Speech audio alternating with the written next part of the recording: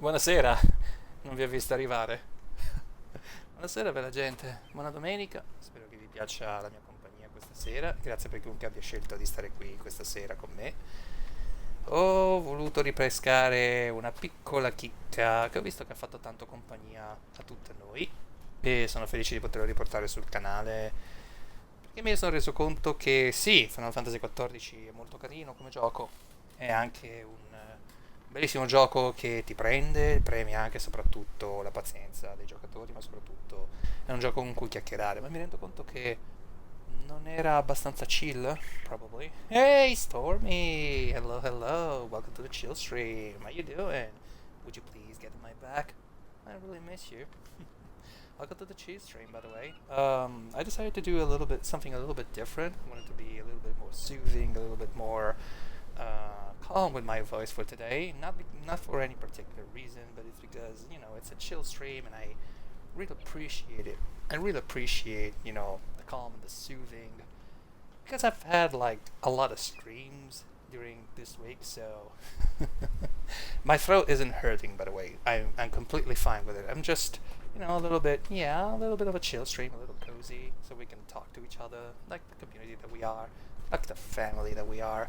That's an amazing thing, isn't it? You can actually, just listen to the rush of the rush of water. Just, I'll have your laugh, sure. Oh, that's really nice of you, Stormy. You can hear the rush of the water just down at the stall and cleaning up. It's a little lovely thing. I don't know about you. It's like I don't know about you. It's very comforting to hear the sound of the rush of water hitting, the stream hitting the pedestal, the stone of the pedestal here.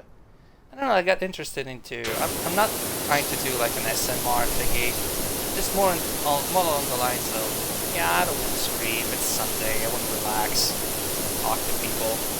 Non c'è una ragione particolare per cui voglio tenere la voce bassa per oggi, anzi fatemi giusto alzare un pochettino di più il volume della mia voce, così da essere sicuro di essere sentito bene rispetto al volume di gioco. Ok, adesso dovremmo essere abbastanza messi bene. Non c'è una ragione particolare per cui ho voluto fare questo cambio, semplicemente mi rendo conto che comunque domenica ho urlato abbastanza per il resto della settimana. Direi che è anche arrivato il momento di dedicarsi a un po' di coccole personali così, no? Magari sentendo il rumore del getto d'acqua che si abbatte sul pedistallo, sul bicchiere. Stiamo cercando di pulire questa abbazia. Abbazia o monastero? Adesso non me lo ricordo. Monastero, poi fra parentesi, io non so perché, ma mi dà delle vibe pesantissime da mitologia norrena che io onestamente non mi aspetto davvero da... Cioè, la cura nel dettaglio, per quanto possa essere semplicistico, è impressionante in un gioco del genere. Cioè, non so voi davvero, ma è una... C'è qualche cosa di... Non so, c'è qualcosa di quel mistico norreno, proprio dall'abbazia, delle fedi native, che veramente è indescrivibile. Non so voi, ma davvero mi mette una tranquillità addosso che non so neanche spiegare. Poi mi colpisce anche parecchio perché dicevo, il livello di dettaglio di questo gioco è sorprendente, perché non te l'aspetti da un gioco che comunque dovrebbe essere un simulatore di pulizie profonde, essenzialmente. So, how was your day today? How was your day today, Chad? How was your week? But I try to be as comfy and chill as possible, because I know it's kind of difficult these days to actually be super chill and super comfy. And you just want to sit back and relax and enjoy yourself from the stress of the world and all the stuff that's happening to you. The thing, isn't it, that you can actually just walk down, lie down, get yourself real comfy, grab something warm or fresh, depending on what you really want to drink. Personally, I try to drink something that's both sweet but also refreshing. I used to drink a lot of mint syrup. I don't know if you know what it is. I'm sure you know. It's When I was a kid, I used to drink milk syrup, milk and mint syrup all together, and it was so refreshing. It has such a sweet taste in my mouth, and I swear I could really drink lots and lots of that, and I would never get enough of it. It was that good. It was really that good, and I appreciated that for many reasons. One of them being the fact that actually reminds me of a time where everything was like super comfy, super chill, and super, when you had no worries but the only worry you had back then, the only kind of worries you had back then were the risk of getting caught not doing your homework back in the day. So right now I'm actually doing a little bit of a cleanup for this. Now we're cleaning the base, the stone base here, which is completely clean right now, and we also clean the bracer. Which, okay, one of the things that I really don't know about English is like architecture words. Like, for example, I know what a door is. I know like the basic stuff, but there's some stuff that I actually don't know in English. And one of them is definitely most of the things that make, the very specific words that actually can describe the whole stuff that you see, like the composition of the whole architecture here. For example, I know what a gable is because I once had a book that was called The House of the Seven Gables, which is a book by Nathaniel Hawthorne, and I don't know if you ever read that. It's basically about a family of descendants from the original witch hunters of Boston, Massachusetts, and there was this house which was considered somehow haunted, but in reality it was more along the lines of having to do with guilt, whatever the main characters have done in the past, and the contradictions between the new generation of American people and the old generation. So the guys who actually were there from the Mayflower, the descendants of the Mayflower. Yo, how do you feel today? Hello, Gad. I'm doing a little chill stream for today. I mean, I've been streaming for the whole week, and I'm trying to do something a little bit different for once. I usually bring something chill on stream, in which I just try to clean stuff here, or I used to play Final Fantasy 14, which I miss playing Final Fantasy 14 if I have to be honest.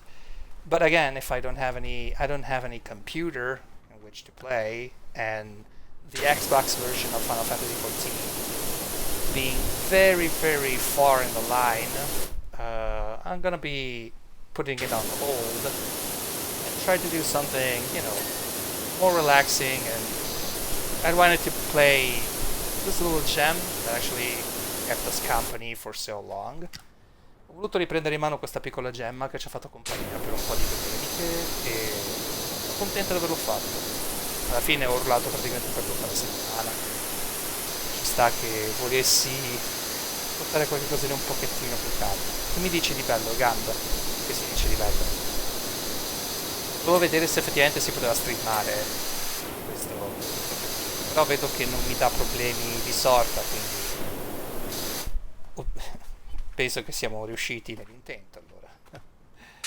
Una cosa che, so as I was saying in English, I know what a gable is, and it's basically the small window on the top of the house, right where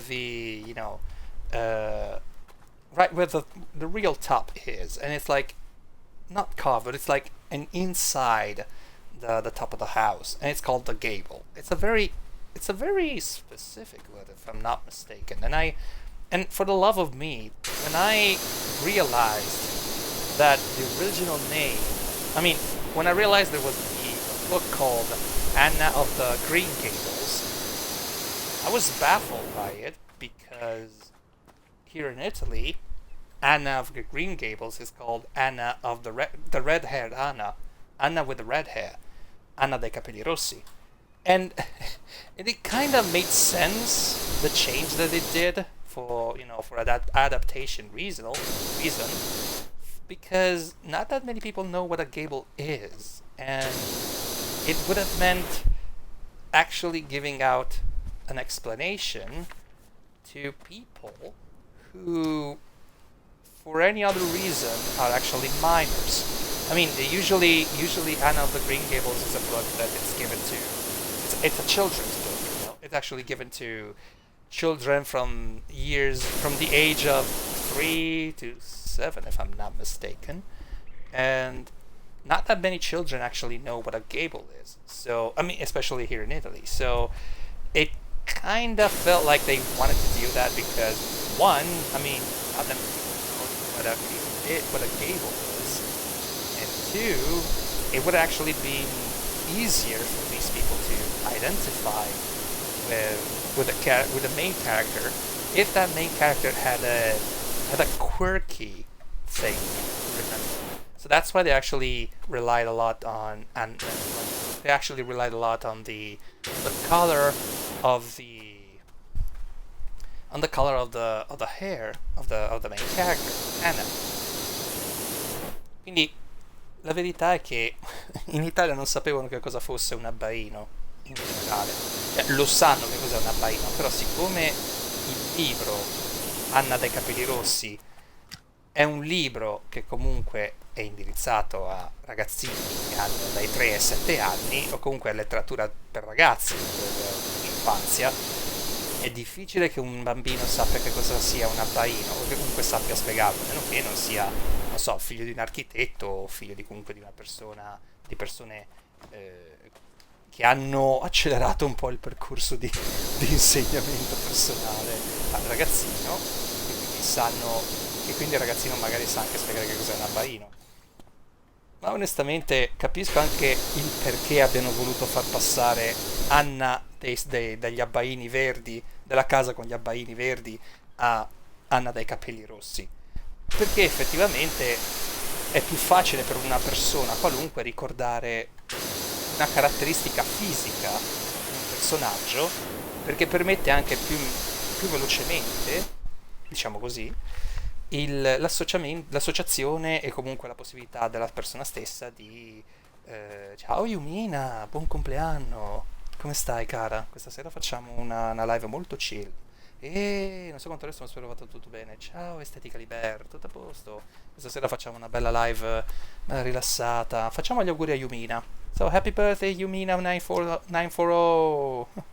Happy birthday, buon compleanno Yumina. Spero che Nolan ti abbia fatto passare prima, per quanto riguarda la serata musicale, che se non l'ha fatto lo vado a cercare a Pisa, ciao Estetico di Bean, come va carissimo?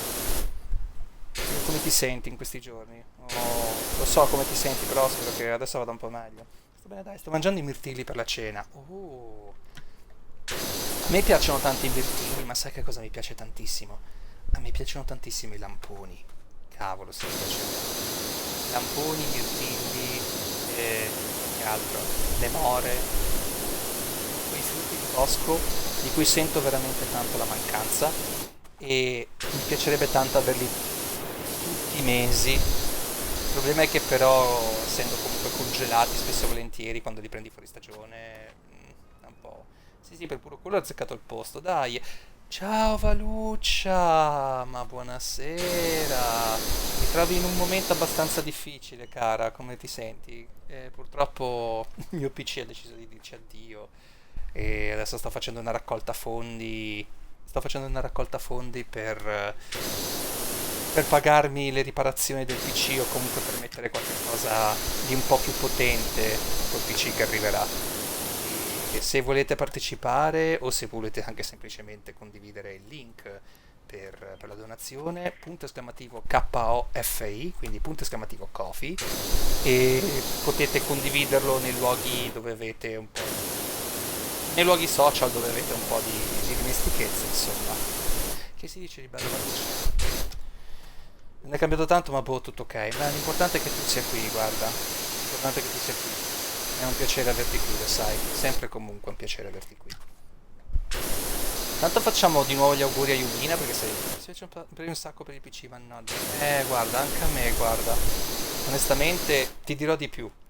Sono svegliato sabato mattina, 2 sabati fa mi sono svegliato, ho acceso il PC e con sommo orrore ho visto che non si accendeva più lo schermo. Cioè, se accendevo lo schermo diceva che c'era energia, ma fondamentalmente diceva che non c'era il segnale.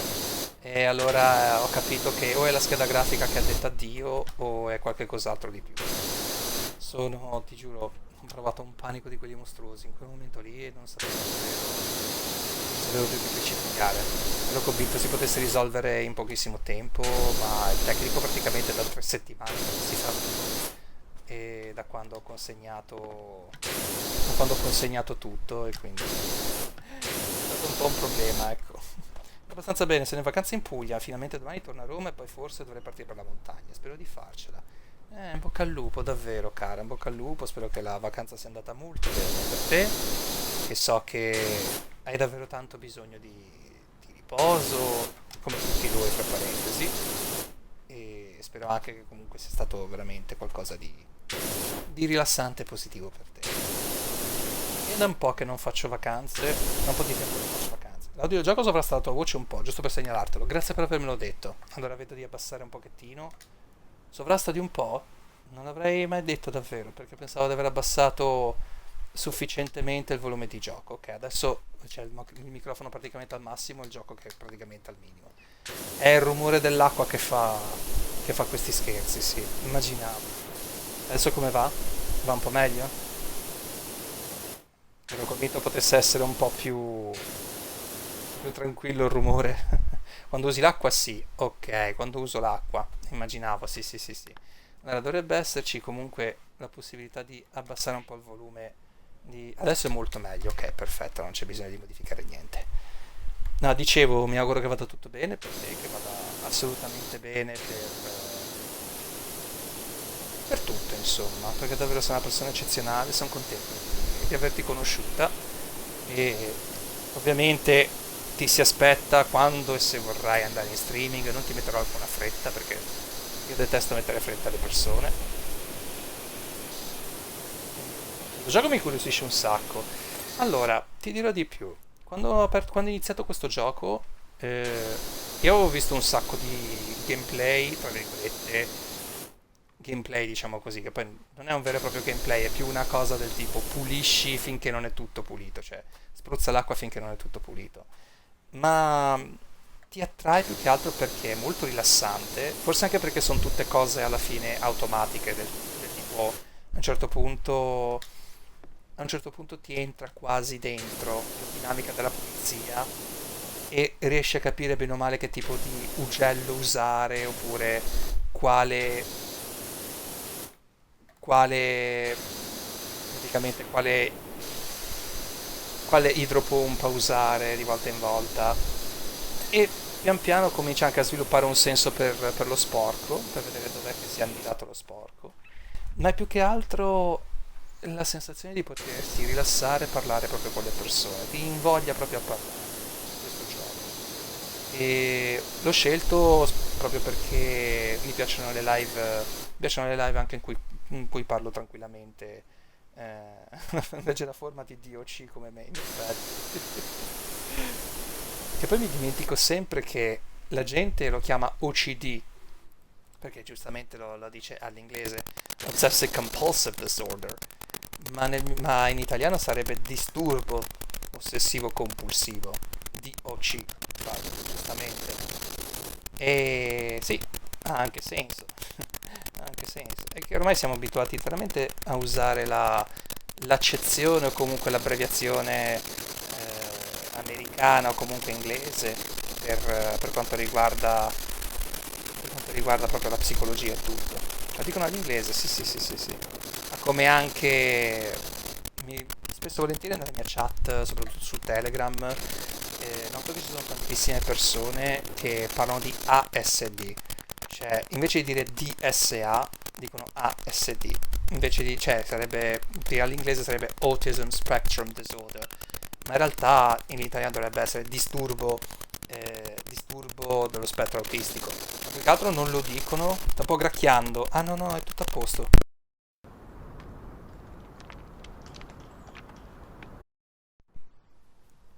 Adesso dovesse sentirmi di nuovo. No, purtroppo è i limitatissimi mezzi di cui dispongo, che non ho, purtroppo il microfono che usavo prima era, essendo collegato al PC, non è riconosciuto dall'Xbox, e quindi devo arrangiarmi con quello delle cuffie. Quindi lo chiamano ASD. Adesso non stai più cracchiando, perfetto, grazie Valuccia, davvero, grazie tante. Lo chiamano ASD perché se lo chiamassero DSA sarebbe disturbo dell'apprendimento o qualcosa del genere, perché era qualcosa del disturbo dell'apprendimento, almeno così era tipo anni fa, adesso non so se è ancora la stessa cosa. E anche perché comunque sono tanti anni che non vado più, che non vado più a scuola, figuriamoci. L'ultima volta che sono stato all'università, l'ultima volta che sono stato a scuola è stata disturbo specifico dell'apprendimento. Grazie, disturbo nel microfono. Ciao Donzen, buonasera.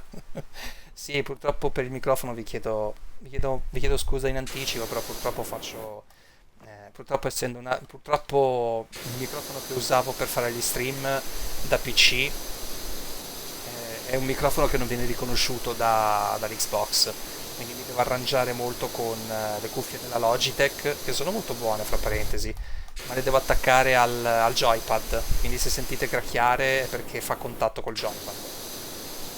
Però il fatto che comunque non dia più tanto fastidio vuol dire che è bastato soltanto staccarlo un attimino, quindi pace, dai. Fa contatto col piede, ma anche col ginocchio a punta. Lo ricordi, Madonna, ogni volta mi viene sempre, ogni volta che leggo, ogni volta che leggo ginocchia a punta mi viene sempre in mente lo sketch di Aldo, Giovanni e Giacomo all'inizio di Tre uomini e una gamba, quando si mettono a dire c'è la Betty. E dici, ma qual è la Betty? Ma quella con ginocchia a punta? No, non è lei. Ma c'è la ginocchia a punta? No. E allora è lei. Mi viene sempre in mente quella. Che, tra parentesi, Tre uomini e una gamba è uno dei pochi film comici italiani che adoro veramente tanto. Il cuffie Logitech sì, ottimo. Ho preso quelle praticamente che coprono l'orecchio. E con questo caldo proprio un tocca sana per l'orecchio, immagino. Però la verità è che avrei voluto tanto le cuffie che cancellano il rumore, perché sono una di quelle persone a cui piace veramente il silenzio totale, e avere qualche cosa che cancelli il rumore esterno mi rilassa parecchio, perché comunque mi permette di concentrarmi molto di più con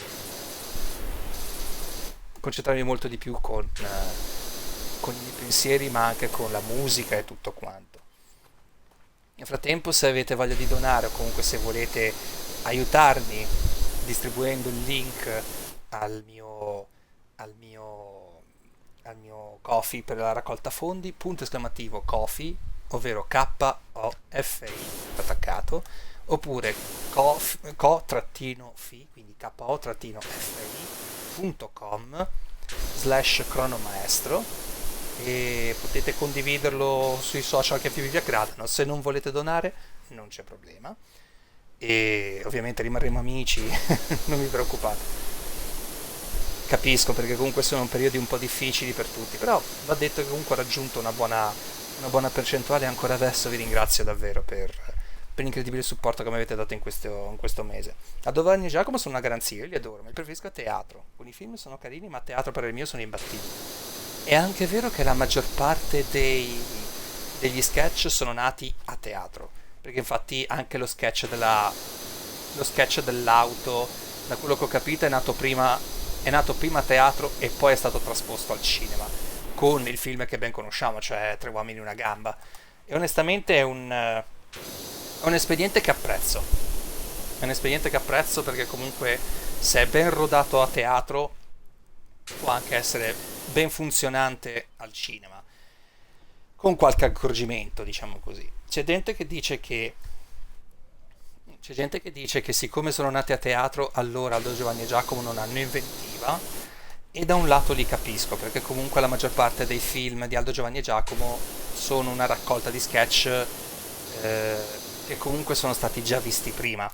Però il fatto è che, proprio perché sono stati fatti prima, hanno un savoir-faire, ovvero sanno già fare quel tipo sanno già fare quel tipo di sketch, quindi sanno quali sono i tempi comici, come possono fare per renderlo più divertente in un contesto come quello appunto multimediale, che può essere appunto il lungometraggio cinematografico.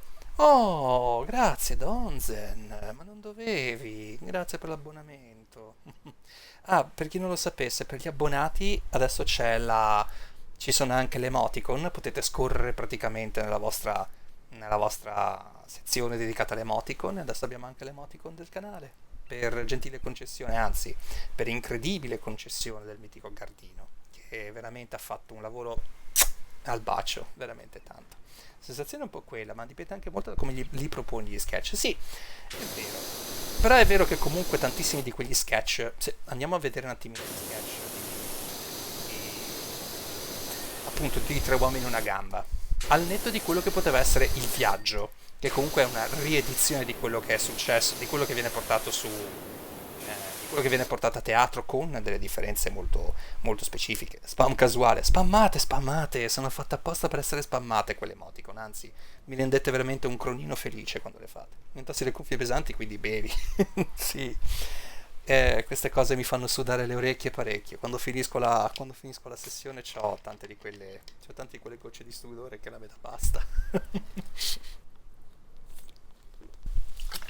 Dicevo, se andiamo ad analizzare. Hey Penne, welcome. Welcome to the chill stream. How you doing, little buddy? Thanks again for all the donations, buddy. I'm so very, very glad you're here. I got something to say to you, but I'll say after I say something in Italian right now. Fanno sudare veramente tanto, sì, sì, sì. Dicevo, se vai a vedere gli sketch di Aldo, Giovanni e Giacomo, il film di Tre uomini e una gamba, tu vedi che comunque sì, sono sketch, quello principale è I'm doing good, Penne, so glad you asked. How about you? How was the Nobuo Uematsu concert? I really envy you for that. I really wish I could see Nobuo Uematsu once in my lifetime. Uh, so, quindi dicevo, se vai a vedere tipo gli sketch di Aldo, Giovanni e Giacomo, in quel film, a parte quello portante che è appunto quello del viaggio, ce ne sono tantissimi altri che fanno da contorno, ma che sono stati inseriti in un contesto comico che è molto più efficace. Per esempio, il film, tipo, no il film, chiedo scusa, la scena del sogno di Aldo, per esempio, conduce al Conte Dracula con i cacciatori padani, che anche quella è una riedizione del Conte Dracula con Nico, o comunque del Conte Dracula in generale, fatto da Aldo. E onestamente, fatte in quel modo lì, sono fatte. Io tra poco devo andare, ma finché resto posso. Oh, grazie per essere passata comunque, Valuccia, grazie altrettanto. Sono Conte Dracula, minchia, sì. Però fatto in quel senso lì, perché risulta più fresco? Perché comunque è inserito in una sequenza che nel film è onirica, ma nel mezzo del film aiuta a spezzare un po' la tensione e permette poi anche agli stessi protagonisti di staccare senza dover specificare troppo di quello che sta succedendo sullo schermo. E poi sappiamo che è il momento in cui effettivamente stanno ancora fermi perché la macchina ha avuto dei problemi, eccetera, eccetera. Ed è molto bello, onestamente, quello stacco lì. E anche quando vanno al cinema, per esempio, viene riproposto Biglietto Amaro. Biglietto Amaro, onestamente, è uno di quegli sketch veramente capolavori, più che altro perché è immediato, è molto, in inglese direbbero relatable, è molto, è soprattutto qualcosa che colpisce anche da vicino perché sono cose quotidiane, sono cose molto quotidiane, quindi fanno ridere proprio perché può accadere e si può assistere a una scena del genere, per quanto portata poi ovviamente all'assurdo. Oh, it was so good. I'm so glad about it. I mean, I know that they played. I know that you told me about what they played, and I honestly, I wish I could have listened to it, because even though I don't show it that much, I really like Nobuo Uematsu as a composer first and as a musician later, because he's done a lot of great tunes, and I I am completely honest in this. I own a an original Final Fantasy VII soundtrack, and I paid it lots of money back in the day because it was an export only thing. Because it was the original soundtrack, like the physical copy of the original soundtrack. Because back in the day, you couldn't actually have Japanese music sound or soundtrack unless it was an import. And this is the same thing that's happening with Korean music, Korean pop music. Sorry, K-pop music. I know that most of the no, um, most of the most of the physical albums are actually getting released. Or as far as I know, most of the other releases are actually very they cost a lot. They're very expensive because as far as I know, they're still very on the import side. So it's becoming very. Pina, you know what this church reminds me of? I mean, if you put a very heavy blue, purplish hue over it, and you just tilt it on the side, it looks like the cover from Mayhem's the Mystery Dom Satanas. Do you see that? I mean, look at it. It's the church. It's the church from the Mysteries Dom Satanas. Yeah, it's the stuff, Kirk. Did you see it? I mean, look at it. It's the exact same church. It's the exact same church. I mean, riveting to say the least. Riveting. And I like it. I actually like it because I mean, I wanted to see. Okay, one of the things that I wanted to do, if I ever had the money, was to do a specific trip to go and do a sightseeing on famous landscapes portrayed on computer on sorry, not computer albums, on record albums, you know. So I wanted to see the factory where they shot the picture for Animals by Pink Floyd, with the aerostatic pig flying over the electric. I think it was the electric plant. I think it was like an electric plant, and now it's like dismissed. And one of the main places I wanted to see was the Stavkirke from the Mysteries Dom Satanas by Mayhem. I'm not kidding. I'm totally not kidding. Because for me, I mean, besides all the stuff that has happened behind the scenes with that album, and we already know what happened, it has artistic value. I mean, that kind of picture has artistic value, and the whole plays as an artistic value for me. And I know there's a lot of value, especially for heavy metal and black metal music lovers like me. So I'm completely down with that, and I would have loved to see that. I think it was in uh, I think it was in Norway, wasn't it? I think it was in Norway. I don't remember where. I honestly don't remember where. Which, by the way, the lyrics from the Mysteries Dom Satanas were pure broken English. It is in Norway. Okay, cool, nice.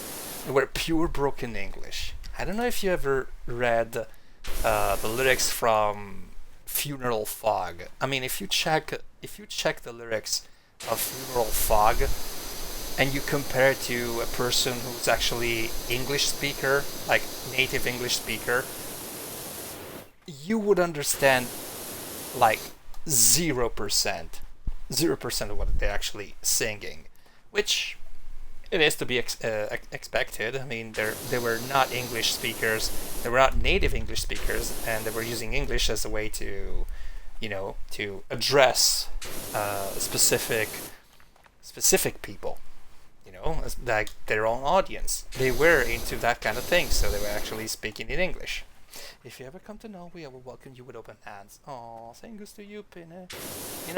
I really wish you could come here in Italy one of these days when you can, of course. I'm not pushing you to do anything. I'm not pushing you to do anything, any rush on that, so don't worry about it. Because I really wish I wish I could see Norway once in my life. I mean, I wouldn't understand anything of the language there, but at least you could be my chaperone for that, you know. You could be my chaperone for that. Il gioco per zone politicamente corrette di Doom Eternal. È un bellissimo paragone, onestamente parlando, sì. Onestamente sì. Avrei voluto provare anche Viscera Cleanup, Viscera Detail Cleanup o qualcosa del genere, perché mi piace anche tantissimo questa cosa che ti metti a pulire i luoghi dove sono state fatte le cose più crudeli. Ed è strana come cosa, onestamente, perché tu non te l'aspetti che sia così rilassante tutto questo. È molto bello, onestamente. Quindi te lo consiglio davvero, Valuccia. Te lo consiglio veramente tanto. Se non ci sei, grazie per essere passata comunque, davvero. Apprezzo veramente tanto quando passi, anche se sempre per poco.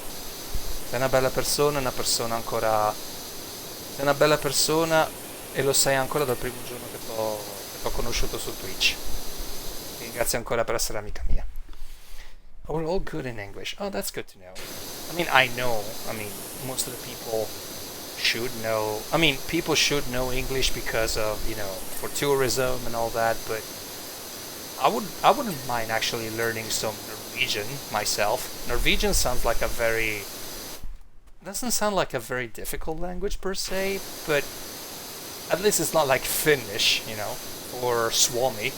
Because I saw Suomi, I saw a few things in Suomi, and I was like, how am I going to pronounce that? That's so many letters. Like, that's a lot of letters over there. How am I going to pronounce that? I had the same feeling with German. There's a lot of letters in German words. I don't know about you. And to be fair, I really love German as a language. It's actually very.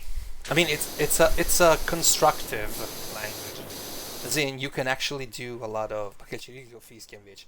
Ma ti dirò, Donzen, il cirillico. Io ho studiato russo per 2 anni all'università.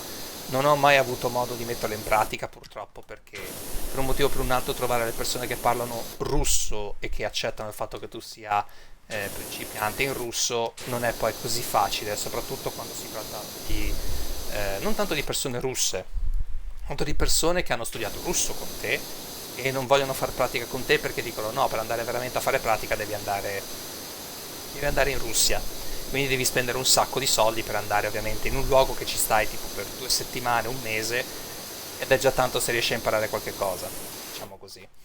E cirillico, se hai un po' di dimestichezza col greco o comunque con gli alfabeti e vi perdete in un loop dove non fate pratica, esatto, Donzen, anche quello. E il problema principale è sempre quello. Onestamente, una cosa che mi dispiace tantissimo della lingua russa, e lo dico perché ancora siamo a ridosso di una situazione bellica, politica, tutto quello che vuoi, ancora molto calda. E la verità è che, e questo lo dico, ciao Mark, buonasera, ben trovato, che bello averti qui. Stasera facciamo una live chill, Voglio provare a vedere se mettendo questa piccola modifica al nostro format domenicale magari vi sentite molto più a mio agio. E questo, do you know the game Banjo-Kazooie? Ooh, I do. I wanted to play that game. Oh, by the way, here's the thing that I wanted to ask you. Pinne, since you are one of the 2 highest donors in my crowdfunding, you have the honor to. Ciao Valucia, grazie di essere passata comunque, grazie mille tantissimo. Buonanotte, cara.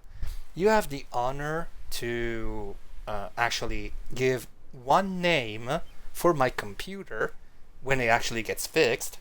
Plus, you get to choose one of the games we're going to be playing on stream. And even if it doesn't, I mean, it would be better if it actually, when the computer is back, and you get to choose one of the games to play on stream. So, grazie per la compagnia, un abbraccio grande. No, un abbraccio anche a te, davvero. So, get yourself ready, Pinne. you can tell me on Discord the name and the game. So hope you enjoy that. I mean, you deserve it. You were one of the highest donors, and I think it's more than fair that I let you do this for because you did a lot for this channel, and I'm so grateful for you. Ci ho aggiustato? Magari Mark, magari, ancora no. Probabile che lunedì o martedì io senta il tecnico e ti so dire, ok?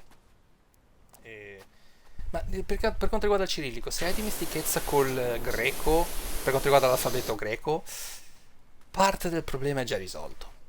Perché comunque se sei abituato a un alfabeto se sei abituato a un alfabeto non latino, diciamo che qualche cosa ti viene comunque abbastanza immediato.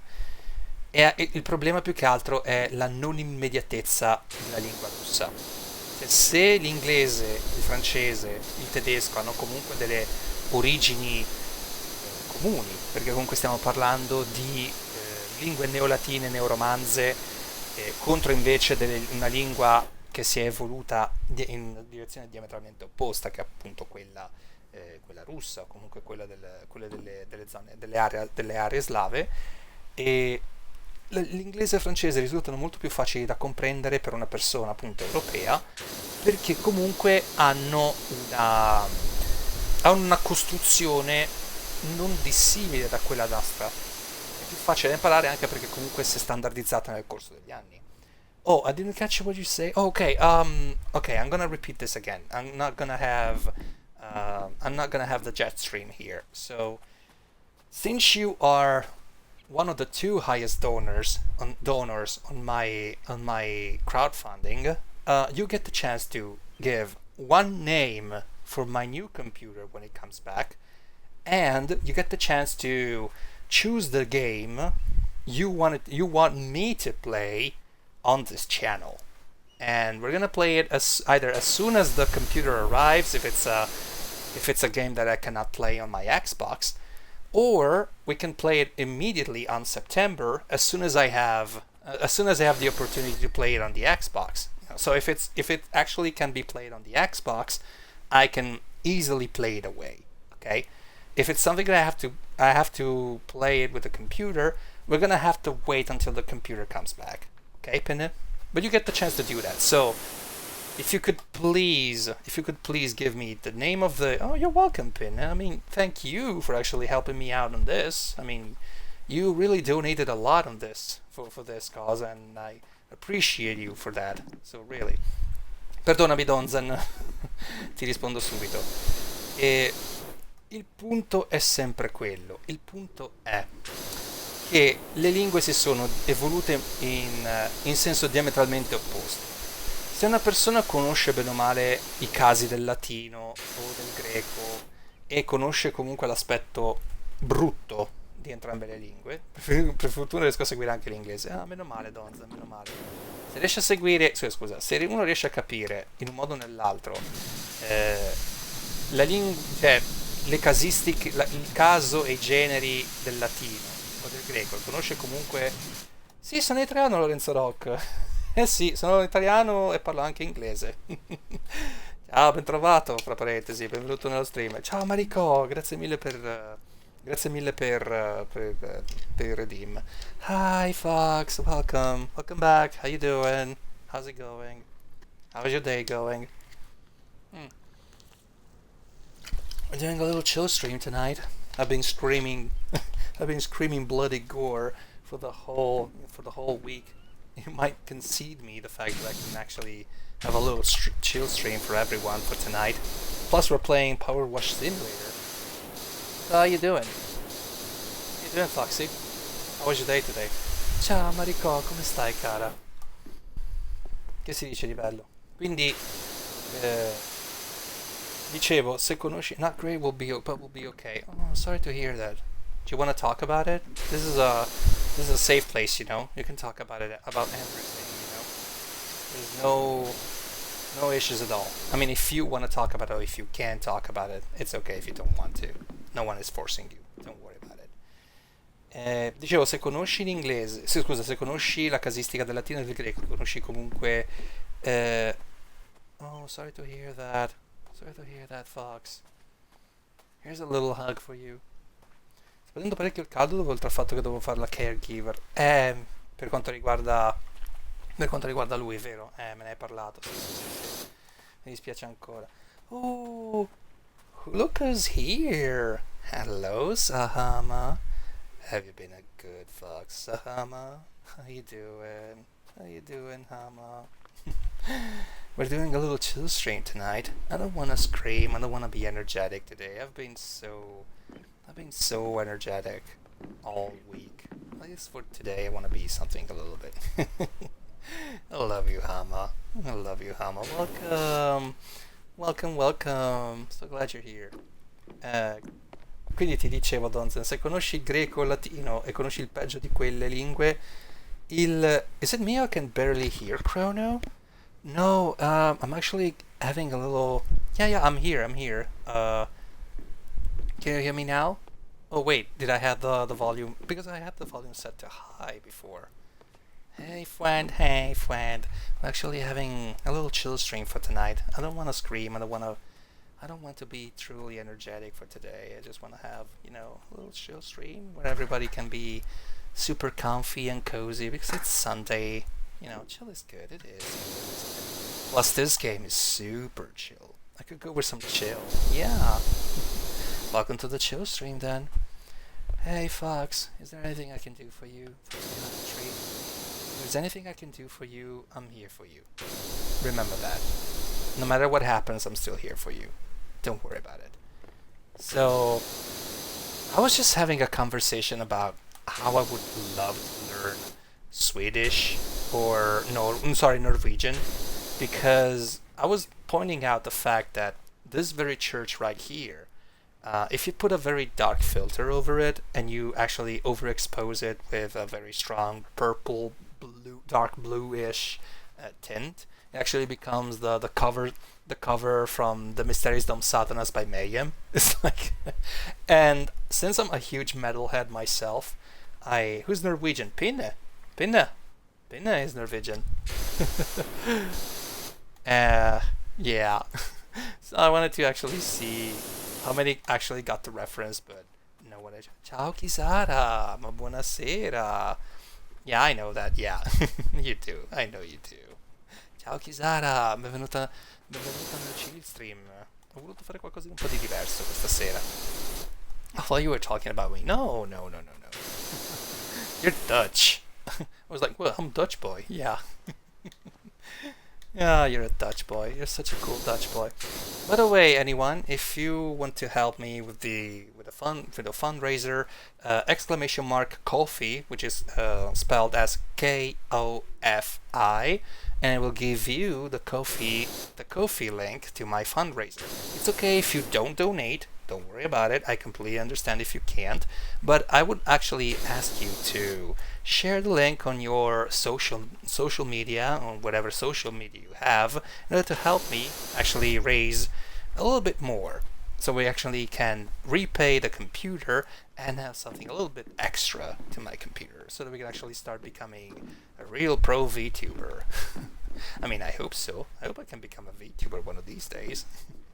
I barely have a model, by the way. I barely have a model. So, where was I? Oh yeah, I was talking about learning languages, and I really wish I could learn Norwegian, because it does seem like a very interesting language per se. And I talk from the perspective of a person who speaks English and has studied German and French and Russian and Polish. I have the Banjo-Kazooie on my Nintendo 64 since I was a kid today. I autographed it from the musician Grant Kirkhope and Paul Machacek, the developer of the game. Ooh, Grant Kirkhope. I remember there was an episode by the Game Grumps, with the original Game Grumps, with Jontron and Aaron Hansen, who did like a guest Grumps, like a guest show with him, and they actually spent a long time talking about the the video game in itself, because if I'm not mistaken, one of the original playthroughs from the John era of Game Grumps had they were actually playing Banjo-Kazooie. They never finished it because maybe because they got tired of it, or maybe because they realized it's a collectathon, so they didn't feel like actually continue playing Banjo-Kazooie. But personally, I never played Banjo-Kazooie, and I would love to play it. There's a version here on the Xbox that's from the Rare Replay version. So I would consider playing it. I mean, for a long play, that's a good thing. I mean, it will be something completely different. So it will be something completely different from me because I played mostly RPGs on this channel, so I wouldn't mind actually have a change of pace.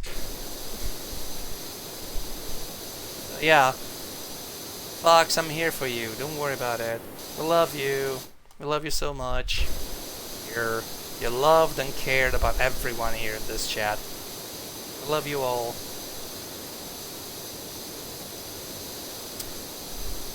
You know what also reminds me of this? It also reminds me of the Wizard of Oz for some reason. I don't know if you ever watched the Judy Garland version of the Wizard of Oz. You know, with all the songs.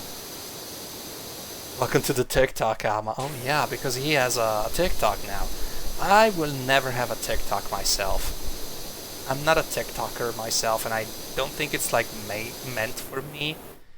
I don't like going to TikTok because I don't feel like it's my place. I would love to go on Instagram, for example. I used to have a Twitter account, but I removed it because it was no. I mean, I completely understand the people who actually go to TikTok. It's a good place. I mean, it's a creative place, and I appreciate creative people, and I understand that there's a lot of people who use TikTok for for their own Twitch streams. It's good. But personally, I'm not a person who goes for TikTok because, I mean, besides all the story about being incredibly privacy unfriendly, and all the fact that basically it can be even worse at times than Twitter. But I understand that it's like some potential behind it because it's actually super creative. It kind of reminds me of Vine. I don't know if you ever seen a Vine. Vine used to be like the granddaddy of TikTok. Basically, you had like 5 seconds. You did like 5 seconds videos, and it was actually super creative for these people who actually joined the site because they did a lot to keep the creativity flow. Bruno, io vado che mi sto addormentando, ma a me fa piacere se ti addormenti ascoltando la mia voce. You know what's really funny in all this? That here in Italian, Yubina just said, I'm leaving because I'm getting fast asleep," and I'm so glad to actually say that. It really means a lot. Ciao Lorenzo Rock, ben trovato, bentornato. Grazie per il follow, fra parentesi. Tanto mi presento, sono ancora un maestro per nomi lui loro, non binario pansessuale. E io normalmente di solito ho un PC da cui streamare, però purtroppo il PC ha detto addio e sto facendo una raccolta fondi per poter tornare a streamare quanto prima. E ovviamente ho un Xbox da cui sto streamando in questo momento. Normalmente ho suoni o alert in generale, ma purtroppo per un po' di sere dovrò fare a meno di questo perché Engel, welcome back sweetie, how you doing? Oh, so glad you're here. Welcome back. Tanto vi dicevo, mi presento, io normalmente Lorenzo porto RPG, JRPG, ma mi piace portare un po' di tutto onestamente. Il venerdì porto qualcosa di diverso per staccare un po' dai long play, e la domenica invece porto qualcosa di chill, come appunto questo gioco, ma anche Animal Crossing, e in generale io cerco di tenere questa chat un luogo sicuro per tutte, della, persone LGBT e non, persone neurodivergenti e neurotipiche, sono tutte benvenute a patto che ovviamente ci si rispetti e si stia bene tutti insieme, ecco. Spero che ti possa far piacere la mia voce come anche la mia compagnia. E qui parliamo sia italiano che inglese. C'è il canale con pochi follower, aspetto, consigli. Beh, i miei consigli ce li hai direttamente in fondo alla pagina. Ma questo, certo, sì, sì. Beh, in fondo alla pagina ne puoi trovare qualcuno. Alcuni di questi sono tanti amici miei e sono proprio contento che, sono proprio contento che mi venga fatta questa richiesta perché è bellissimo comunque che ci possa essere appunto uno scambio anche di informazioni su questo. È bello aiutarsi anche a vicenda. How is your PC problem doing? Okay, so far I haven't heard a lot from the technician, but it's because the technician is on vacation and it probably will be back on 21st of August. Either the 21st or the 22nd of August. I'm not entirely sure about it. But we're still going with the fundraiser. We're currently at 87% of the fundraiser. And if you want to know where the fundraiser is, you can check out exclamation mark KOFI. It's all attached, no spaces in between. And if you don't want to donate, it's completely fine. Don't worry about it. Just share the link and spread it around for, maybe there's someone actually who can actually help me in this. And I'm actually glad that there's people who donated to this little channel here. I'm so very, very happy. And I'm also excited for your vacation. Yeah, I'm excited as Super Sahama is. So you're going to Egypt, right? You're going to Egypt, isn't it? I had the friend of my mother. A friend of my mother is native Italian, but she actually moved to to Egypt. Like in recent years, she moved to Egypt because basically her husband decided to move there, and because he wanted his daughters to marry a Muslim person, so he wanted to actually make sure that everybody was living there by the time they were in that period of life that could actually marry someone. So yeah, she's been living there for I would love to help out, but as you know, I had the same problem and I have to pay the PC now as well. My dad organized me a new monitor for 49 Zoll. Now I have to pay this as well. Don't worry about it. Like I said, you're completely welcome to it, Engel. Like I said, you can share the link if you want on your social media or whenever you have an account. It's ko minus fi.com/chronomaestro. You can share that, or if you don't want to share it, it's completely fine. Really, I mean, it's not like I don't care. I mean, I'm not that kind of person that says, oh, you did not donate to me, I'm gonna be super angry, or I expected that from you, or stuff like that. I'm not gonna say that because it's so mean. And I understand that there are expenses people do. Plus, it's August. Well, to be honest, Hama is not as much super excited no more at the moment. What do you mean with that? What do you mean with that, actually? There you go. Super clean. No, wait. That's not what I wanted to do. There you go. There you go. So clean. Poi là, scusa il ritardo. Vai tranquillo, zero. Assolutamente. Metti pure il link in sovraimpressione appena puoi. Come stai, cara? A proposito, è passata una buona domenica? Stasera facciamo una live chill in cui tengo il volume abbastanza basso della voce. Ma non perché abbia problemi di gola o cose così, anzi non ne ho proprio per niente, è solo che volevo fare qualcosa un po' più tranquillo e rilassante. Because I'm so addicted to Palia. You were talking about it. You were talking about it to me like a few days ago. Oh, by the way, Engel, this week we're gonna be playing horror games. We're gonna be playing Soma for 4 days straight, and on Friday we're gonna finish Amnesia the Bunker because we actually went for the finale, as far as I know. Aspetta che vado al PC che l'app da Cell aiuta la naturale regolarità. Non farmi ridere poi troppo forte che si rovina il chill. Grande Zero a proposito, grazie ancora davvero. You know, I wanted to play Palia. Would you actually suggest to me? Or is it like Honkai Star Rail or something like that? Is it like Honkai or Genshin Impact? I don't play that kind of games because I feel like it's gacha like, so I don't want to play gachas. It's not like I don't like gacha games. It's just that I'm not the kind of person that plays gacha. That's it. Oh, it's not a gacha. Okay, good. Good to know. Great. So that's a plus in my. It's a cozy game. Oh, then I might just want to play it on stream then. Maybe for the for the cozy streams. Why not? That would be an idea. I like cozy streams actually. You know, I kind of had a memory right now that yesterday evening I was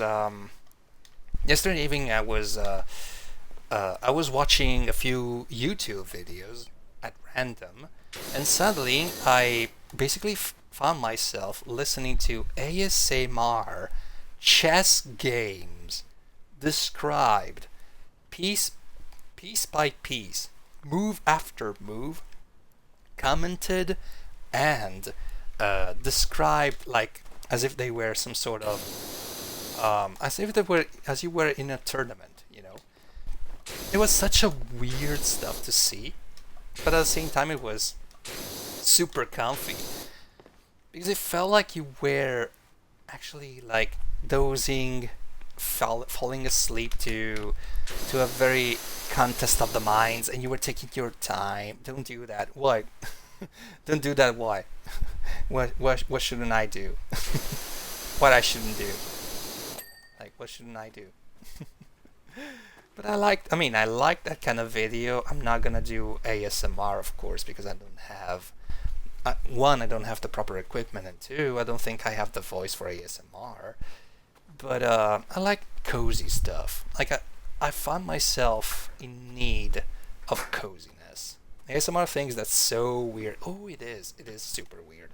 But you know, ASMR are born for a reason. I mean, people do ASMR for a good reason, and that's because they want to tingle your spine or tingle your nerves, and there are certain triggers for that, and I appreciate that. I appreciate that there's a lot of people actually study to understand what kind of thing triggers you, and there's plenty of choice for that. It's like, I was surprised. See your Discord, Chrono. I have sent you a picture to private staff chat. Oh, thank you. Oh, ASMR people eating loud into microphone. Okay, that's misophony. Sorry, misophony. That's misophony. Like, that's very cacophonic. As in, it really sounds bad to my ears. I know that there's people who enjoy that, and I'm not gonna shame for that, but personally, I wouldn't listen like 1 minute to that, because it's like, hello, welcome to a binge eating contest in which we're going to be eating spaghetti. That is so good. And I hate that. I truly hate that. And I can tell you, I hate it because I don't like. Yeah, exactly. I don't like the sound of something being chomped unless it's comical. Unless it's meant for comical reasons. It's like, for example, I don't know if you ever I think you played Mortal Kombat, haven't you? It is gross. I mean, it is gross for me as well. I don't know if you ever played Mortal Kombat. There's a few fatalities in the game that actually makes you eat the antagonist, the other player, and it's so. I mean, it's meant for comical reason. I mean, it's exaggerated for comical reasons because it's not actual real violence. Thank you, Mariko. Ah. Oh, yeah. Ah, yeah, nice. That's very nice. I needed that. Grazie Mariko. Oh, ora sto meglio. Mi ero anche un attimino incriccato. Grazie mille Mariko. So it's actually exaggerated for comical reason because they actually want you to understand that it's exaggerated. It's not real. I mean, even if it actually seems realistic, it's not real. But the sound that it makes, wow! If it's actually disturbing, because it feels like it's like you're actually listening to Viscera getting eaten, like pulp by pulp and bit after bit getting eaten, and it's so disgusting. And then another thing that I don't follow much, it's mukbang.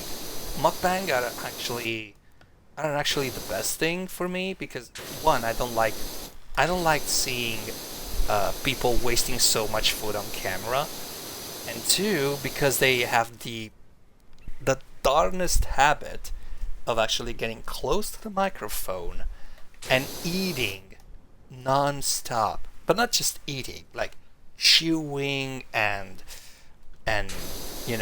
just salivating and chomping, and I don't know, I don't like it. I mean, I know there's people who like it and I'm not gonna shame them for that, but I don't like it. It feels weird. And even if it's something natural, I would still feel like, it doesn't feel like at all. Like, it doesn't feel good at all. Like, for reals. For really reals. There you go. Let's go. Oh, that's real nice. So I wanted to play Palia. I mean, you're getting me interested in playing Palia, Engel, so feel free to describe it to me if you want. Tanto nel frattempo vediamo un po' se possiamo portare. Oh, eccolo qui. Ta-da! Ah, that's so nice. There you go. This feels like an IKEA commercial. There's wooden here. There's wooden planks here.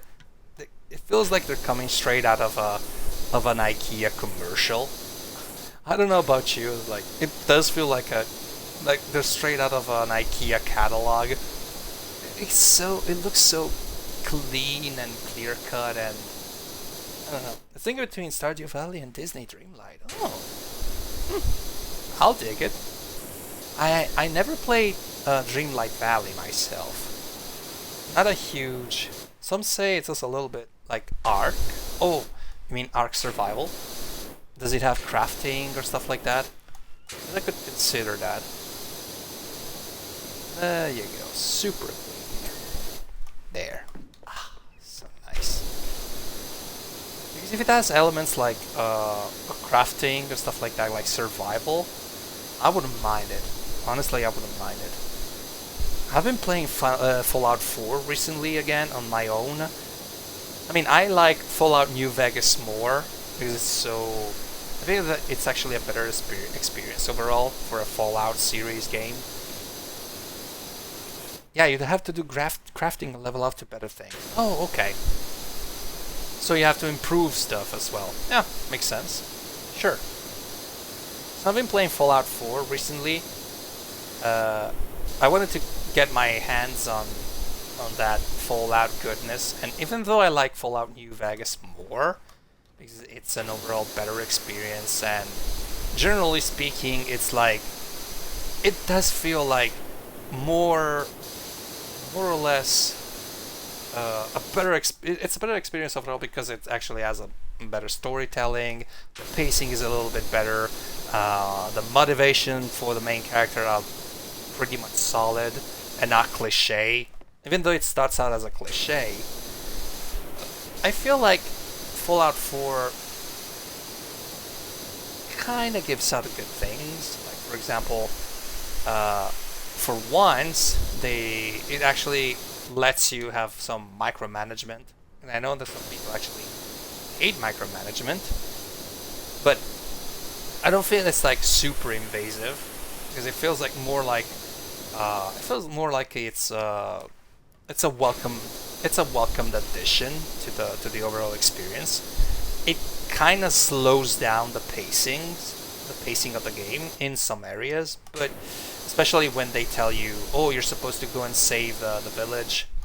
If you're watching YouTube videos again tonight, go say about Palia. Yeah, welcome. Yeah, sure, you're welcome. I'm gonna do this, definitely. Thank you for suggesting me to. Thank you for suggesting me Palia, by the way. Thank you so much. I mean, it does slow down in certain areas because of, oh, the settlement is under attack. Go save the settlers and all that. It still is a good experience. It's not the best experience, even with the DLCs and all that, but it's a good experience still. It's still better than Fallout 76. It's a free game. Oh, even better. Is there Palia for? Is Palia also for Xbox? For the Xbox Series X, or for the Xbox in general? Only at Palia.com. Okay, good. Good to know. If it's for the Xbox as well, I'm gonna play it here on the Xbox. Why not? Sure. No, at the moment only for the PC. Okay. So as soon as I have a computer, we're gonna play it. I'm gonna give it a try. We're gonna give it a try, that's for sure. I like how the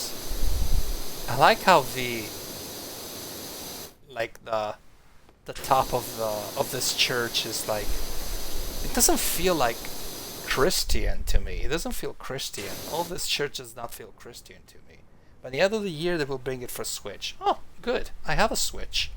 I haven't played much on my Switch, but I still have it. I could be playing. I mean, I want to play. I want to play Animal Crossing. I mean, I want to bring Animal Crossing back one of these days on this channel because I'm always trying to find some cozy game to bring up for Sunday, for the Sunday chatting and all that. And I would love to play Animal Crossing again. I haven't played it in a while, and I have to reset my island because I don't want to know what happened during my absence. Believe me, if you want to start with Palia, you will forget about Animal Crossing. I'll keep that in mind then, Engel. I'll definitely keep that in mind. There you go.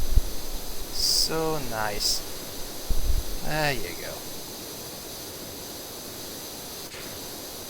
God, this water stream is so relaxing. I love it. It's super clean over here. Ah, nice. Nice and clean. I'm not even playing League of Legends no more. Really? Is it really that time consuming? I mean, is it really that catchy? Is it really that good? Since I got invited for closed beta. Wow. Don't shoot me, please. The weather is unbearable. Oh, I'm sorry. Is it too hot over there? I'm sorry. Wish there was a way to actually have fresh weather all around. I wouldn't mind it actually. Maybe one of these days we will have like some sort of weather changer or weather forming technology that can actually give you the opportunity to have a better environment all around. Maybe centuries to come, probably in the centuries to come. I'm pretty sure it's not possible with the current technology. Pretty sure you can. Yeah, too hot. Yeah, I can imagine.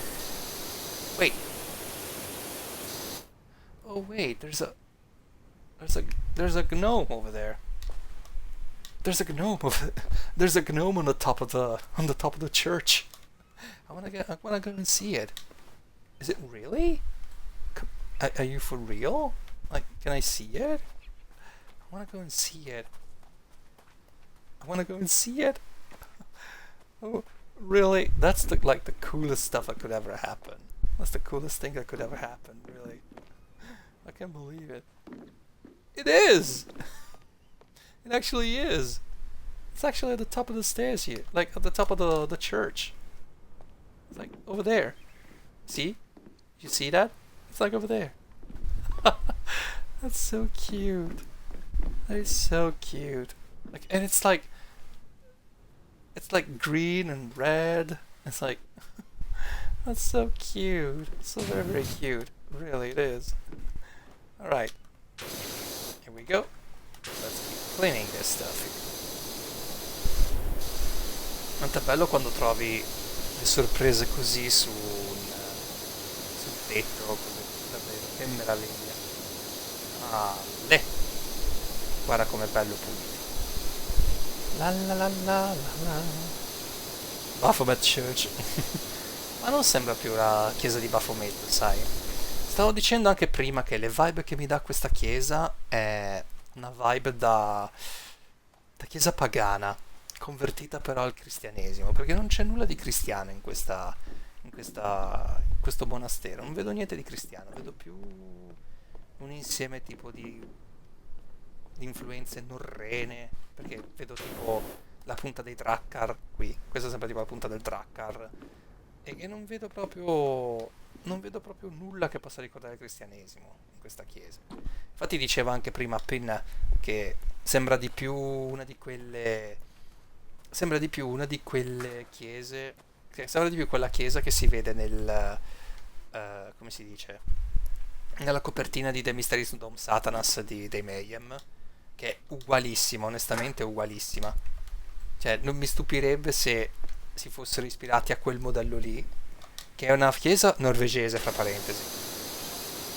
È una chiesa norvegese, è una delle poche sopravvissute da quello che ho capito. Sì, molto mood, onestamente. Sì, è un tempio, fondamentalmente. È un tempio. Una sorta di tempietto.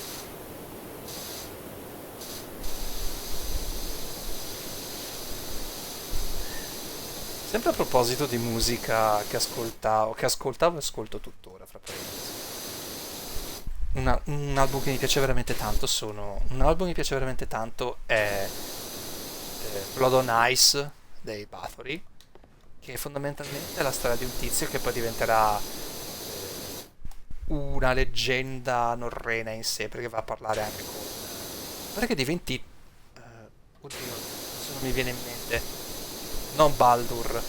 Ah, non mi viene più in mente.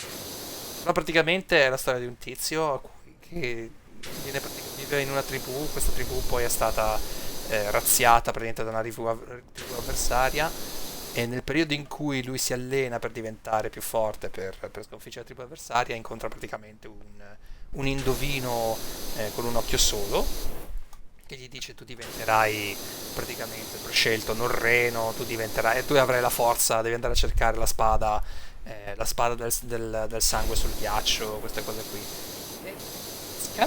E, veramente, onestamente, è un bell'album. Strano perché comunque i Bathory uno non li associerebbe mai a qualche cosa di questo tipo, perché uno dice: ma i Bathory hanno fatto un sacco di album black metal. Invece hanno fatto un altro disco che anche quello è molto bello, che ascolto molto volentieri, che si chiama Hammerheart, che letteralmente ha dato l'inizio a quello che viene chiamato Viking Metal. Mystic, welcome to the chill stream.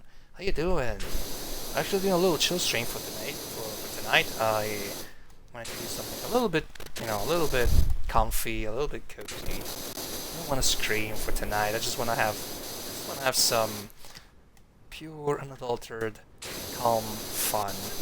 So how you doing, Mystic, by the way? Oh, glad you're here. So, un altro album bellissimo è Hammerheart, che è una raccolta, anche questa è una raccolta di canzoni senza un nesso vero e proprio, però ha dato inizio a quello che viene chiamato Viking Metal. E letteralmente sono tutte canzoni a tema vichingo, e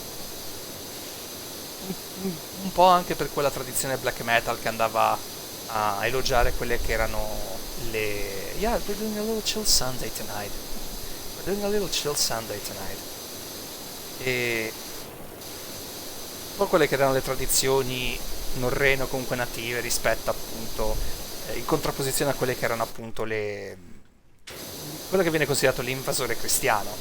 e c'è una canzone che si chiama One Road to Asa Bay, che racconta praticamente il momento in cui nel 1500 nella baia di Assa praticamente sono arrivati i primi cristiani a convertire praticamente le tribù native che c'erano ancora lì. Non mi ricordo se è 1400 o 1200 adesso, non me lo ricordo onestamente. È una canzone che dura una decina di minuti se non ricordo male. E bisogna prepararsi perché comunque può risultare anche abbastanza monotona, però è molto bella e molto evocativa.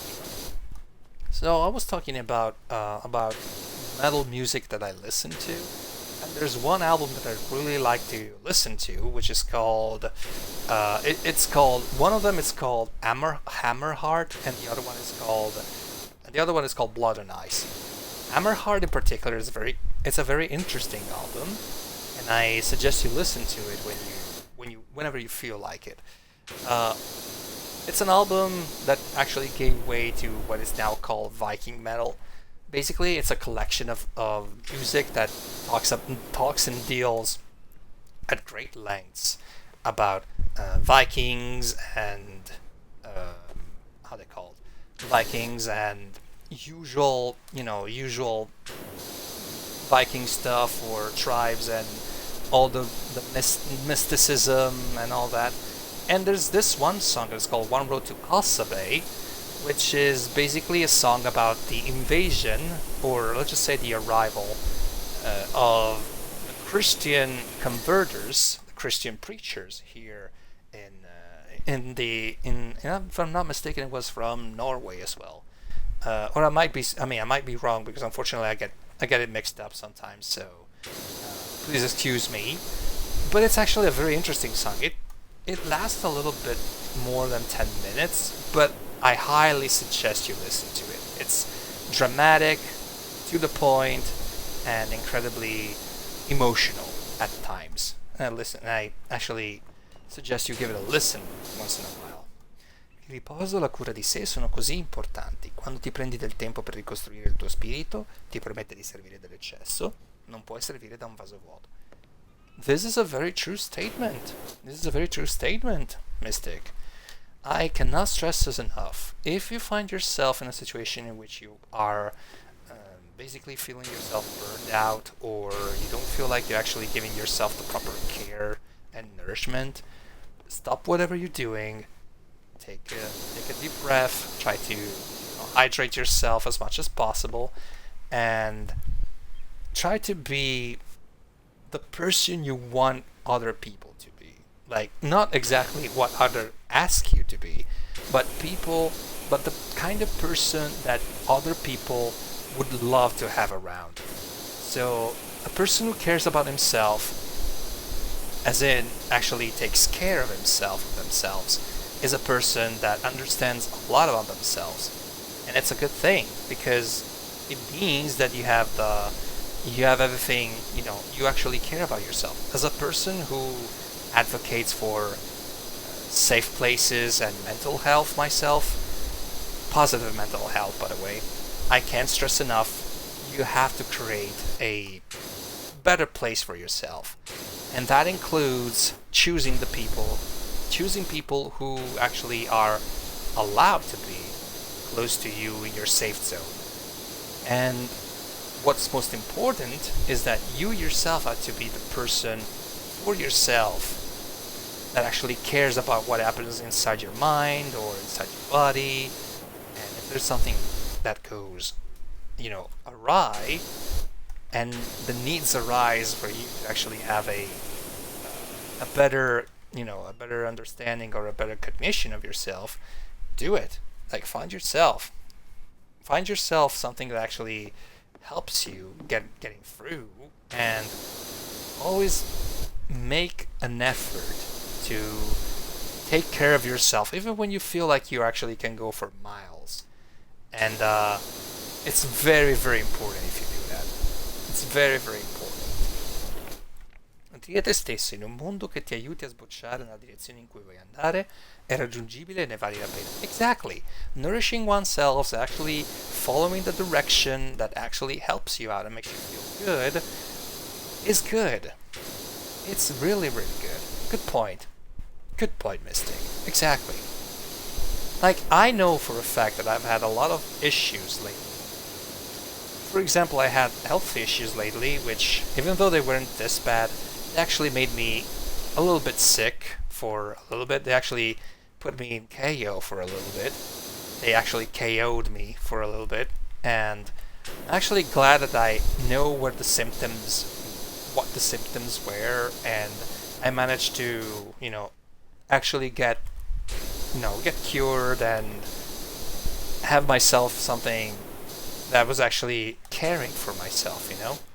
And this goes even for the things that you love, and you don't want to get burned out by them. So if you feel like you don't want to stream, or you don't want to hang around with people, it's completely fine. You don't have to be 100% social if you don't want to have social connections, so to speak.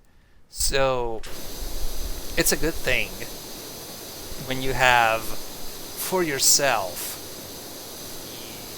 the actual means to help you out and tell you that you're doing good, or you're doing bad. It's okay to take the time for yourself. We give so much of ourselves to others, and we need to be fueled both physically and mentally. If we are in balance, it helps us in all our interactions. Exactly. It does help a lot, because it helps you understanding where your issues rely on, or where your good things rely on, and you can rely on the good things and not on the bad things. Also, it's very important that your persona, your whole person, who you are in general, isn't just a physical thing. It's also a mental thing. So the more time you spend taking care of yourself, like actually taking care of yourself mentally and physically and all that, and actually giving yourself time to recover from something that maybe made you feel a little bit ill personally, it's a good thing. There's no such thing as a time limit for you to respect. There's no such thing as a deadline for you to respect. If you have to take your time to recover from certain things, you do. You do, because you need that. If you need to stay away from social networks for a little bit because you don't want to be in a toxic environment for long, do it. You have all the rights to do that. You need that, because your body is telling that you need a kind of pause in your life. You need to be outside for a little bit, and you need to be in a safer place, and that safe place can be anywhere but where you are right now. I mean, of course, some people have the opportunity to do so, some others don't. I've been in a good mood lately. Sundays are my recharge day. I play nothing, just so I can relax before dealing with the next week. I envy you for that. I honestly envy you for that, for a good reason. I do the kind of work that I do, and I'm not gonna say that on stream because I like to keep my life, my real life outside of the streaming life. But personally, the type of work that I do is basically freelance work. So even though I say that I don't want to work on Sundays, chances are I need to work on Sundays, because there's so many people who basically don't finish their job on time, and most importantly, there's a lot of people who have basically no clue how to finish a job, so they actually rely to me. And when that happens, it's horrible, because you really don't wish to work that much, and you don't want to be working on a day that is supposed to be like a day of relaxation, or to get some rest, some actual rest, by the way.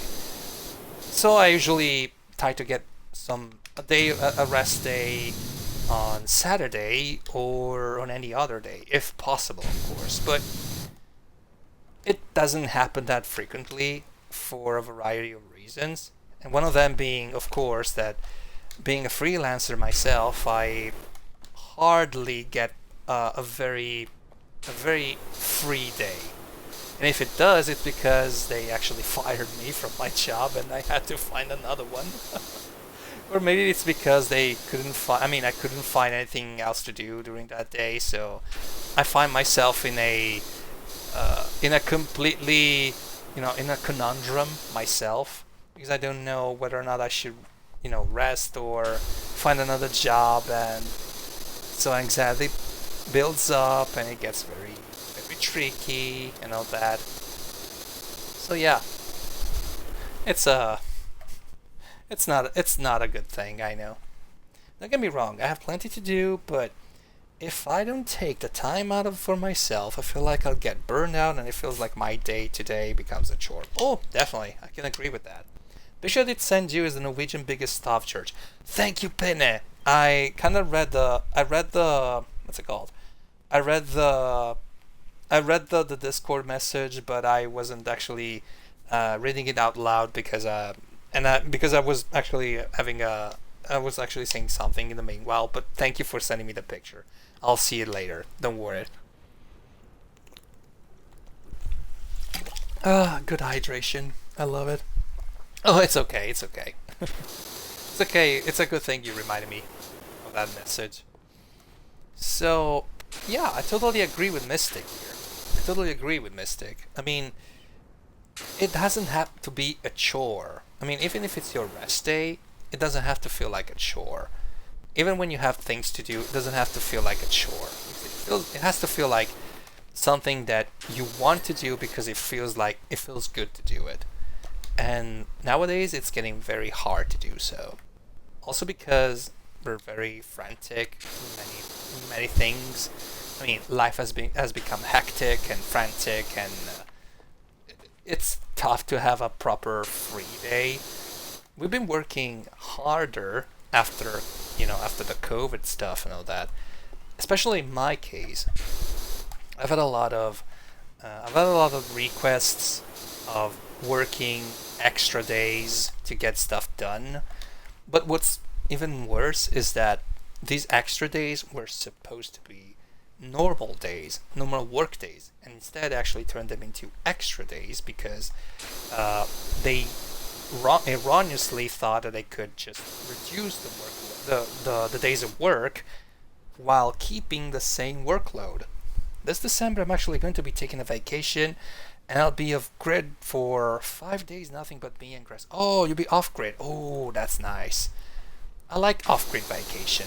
I would totally take one if possible. I mean, just you, nature, grass, trees, snow, nature itself, all the good stuff, and all the good and relaxing stuff and all that. Man, I miss that. I'm not a very nature boy myself. I mean, I'm not a nature person. I'm not of a beach person, I like to go to the beach, even though it's not my favorite place. I like going to the swimming pools for once. And even though I'm more of a swimming pool fan, I really appreciate the sounds of nature. Like the way that it actually eases you and makes you feel, at one with everything. It's such a rare sensation nowadays. Such a rare sensation. Well, this church is getting cleaner by the moment. Getting clearer by the minute here. That's very nice. Ah, that's nice. There you go. Nice. Ah, yeah. Don't you just love it when it actually gets cleaned? Ah, I mean, I always said that. I always say this, but I never show it. It's the way the dirt and the muck goes away when you pass the stream, the water stream on it. It's so relaxing. I don't know about you. It's so relaxing. And I love it for that. I love it. There you go. I did it once in Washington State near the Canada border, and it felt so much better. When I got back, left like so much stress just disappeared. Ooh, wow. So, okay, I never been to America before. Like the pronunciation that I have, I know it sounds very American-ish, but I don't like. I mean, I don't like. I'm sorry, but I'm not like American. I've never been to America myself. It's. I wanted to have a trip to America one of these days, but after what is going on, like with all the laws and legislations and all that, I don't want to be there for the next like 10 years perhaps, because I don't feel safe going to America right now. I mean, as a pansexual, non-binary person, don't come in the summer. Oh yeah, I saw that. I saw that there was like a picture of the Death Valley, probably. It had like 50 degrees Celsius. 50 degrees Celsius, if I'm not mistaken. Which is like the hottest ever. I don't remember that actually. It was like a desert area. I might be wrong there, but I think it was like a desert area. There was this picture that was taken of two guards, two rangers, if I'm not mistaken. They were actually taking a picture in front of a a thermometer, digital thermometer, and they were like, "Oh, look at this! It's actually super fun that we have this kind of a heat wave." I live in Texas. I don't go outside much in the summer. Yeah, I can tell. I mean, I live in Europe, and I have to say the heat wave has been insane. It's like incredibly insane. I don't know about you, but I was gasping for air. I'm not kidding. I was gasping for air. Like, especially during the night, I was gasping for air. Like a lot. I had to. I mean, I don't want to say this on stream, but I mean, it's nothing suggestive. But I had to sleep naked in my bed, in my own bed. Even though I don't sleep with, I wasn't sleeping with like the sheets or all that. I was still sweating, even if it's only my bare, I was just my bare skin. And I was still sweating. Like sweating buckets. I'm not kidding. I was still sweating buckets. It was so hot, especially in July. July had this weird heat wave. It was so taxing for me. The hottest it got was past 44.4 Celsius. That is a lot, actually. That is really a lot. I'm not gonna lie. That's a lot. I mean, here it gets hot. Here it gets hot, and 112 Celsius, 112 Fahrenheit. Fahrenheit, yeah. I'll never understand the conversion. I'll never understand the ratio behind, Celsius and Fahrenheit. I prefer Kelvin. I prefer Kelvin as a temperature. Yeah, it took me a little while to think about that. Yeah, but here in Italy, we reached like 30. I mean, here where I live, we actually reached 35, and we were close to the sea. Oh, thank you for the licking. Thank you for the licking, Mystic. I appreciate it. Here we got up until 35, and it was still taxing. It was still like you couldn't even breathe. The more you breathed, the more you were breathing in, the more you were breathing in like heat. It's like it was unstoppable. I think stuff in Arizona started melting. Yeah, definitely. It had to. And I cannot imagine how it could be in the States, especially in Texas or like in Arizona or in the Death Valley, for example. Like, yeah, the cactus. Oh, it did? Welcome back, Fox. So glad you're here. Wait, Oh, there you go. Nice. It's not getting so clean. This is getting squeaky clean, I can tell. I love it. There you go. I could actually do this. Do it a little bit quicker, but I just wanted to do it like piece by piece. I'm actually doing like visible dirt here. Visible dirt area. So the cactus started melting. What do you mean? Like, what was it? Why was it? I mean, can cactus melt? Can cacti melt? It definitely differs from place to place. Oh yeah, definitely, yeah. I mean, here where the temperature is like a little bit more mitigated, it's like it feels like a little bit more, a little bit calm and like not that biting, like somewhere else. You could still feel like you weren't going to. It felt like you weren't going to survive. I mean, it was so hot, really. It started. Oh, it started withering. Oh, it started whiting. Sorry, it started whiting. Wow. So it was so hot that this cactus melted. How can cacti melt? That's the first time to actually hear about this. I mean, not that I'm actually a biology genius, but I never knew that could happen. Oh, is that a wilting? Oh wow. Is that a wilting? Oh wow. That is a sign of the time. Next year I'm going to migrate like the geese. Oh yeah, definitely. Where would you want to migrate to? Where would you, I mean, if it were for me, I wouldn't go, I mean, I would go for somewhere fresh. That's a fact. I mean, I thought I could actually withstand the heat, but no. Just fly up the cool parts of Canada. Ooh. That's another place I wanted to visit, actually. Like, I wanted to visit Canada. At least once in my life, you know, just to see how your, you know, how your neighbors actually are doing. I always thought it was a safer place than you know, the United States for many reasons.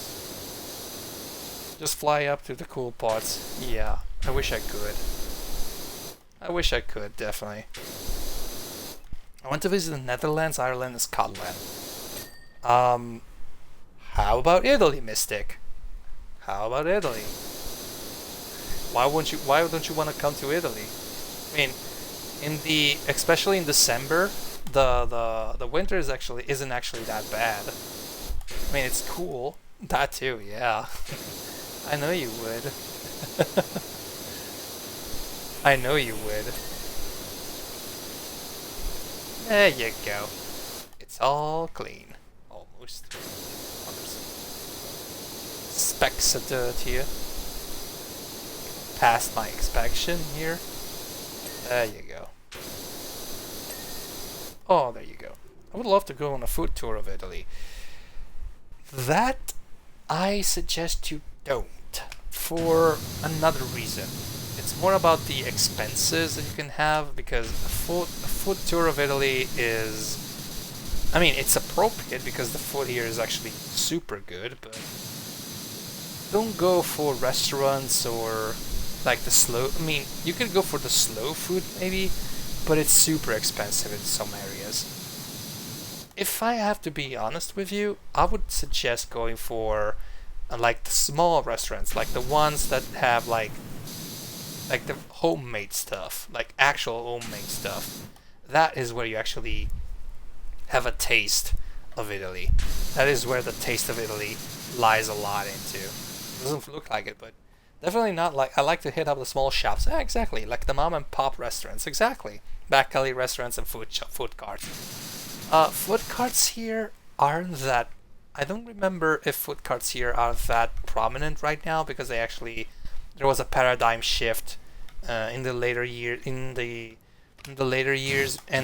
basically, even though there's still some food carts around, like in Sicily, it's actually easier to find like small corner shops, or something that's actually it's actually very, very small and cozy and all that. And for example, it's here where I live. It's easy to find like places when you can have ice cream. Like there's a lot of like small corner shops for ice creams, and they serve homemade gelato. And I urge you to taste some Italian gelato one of these days.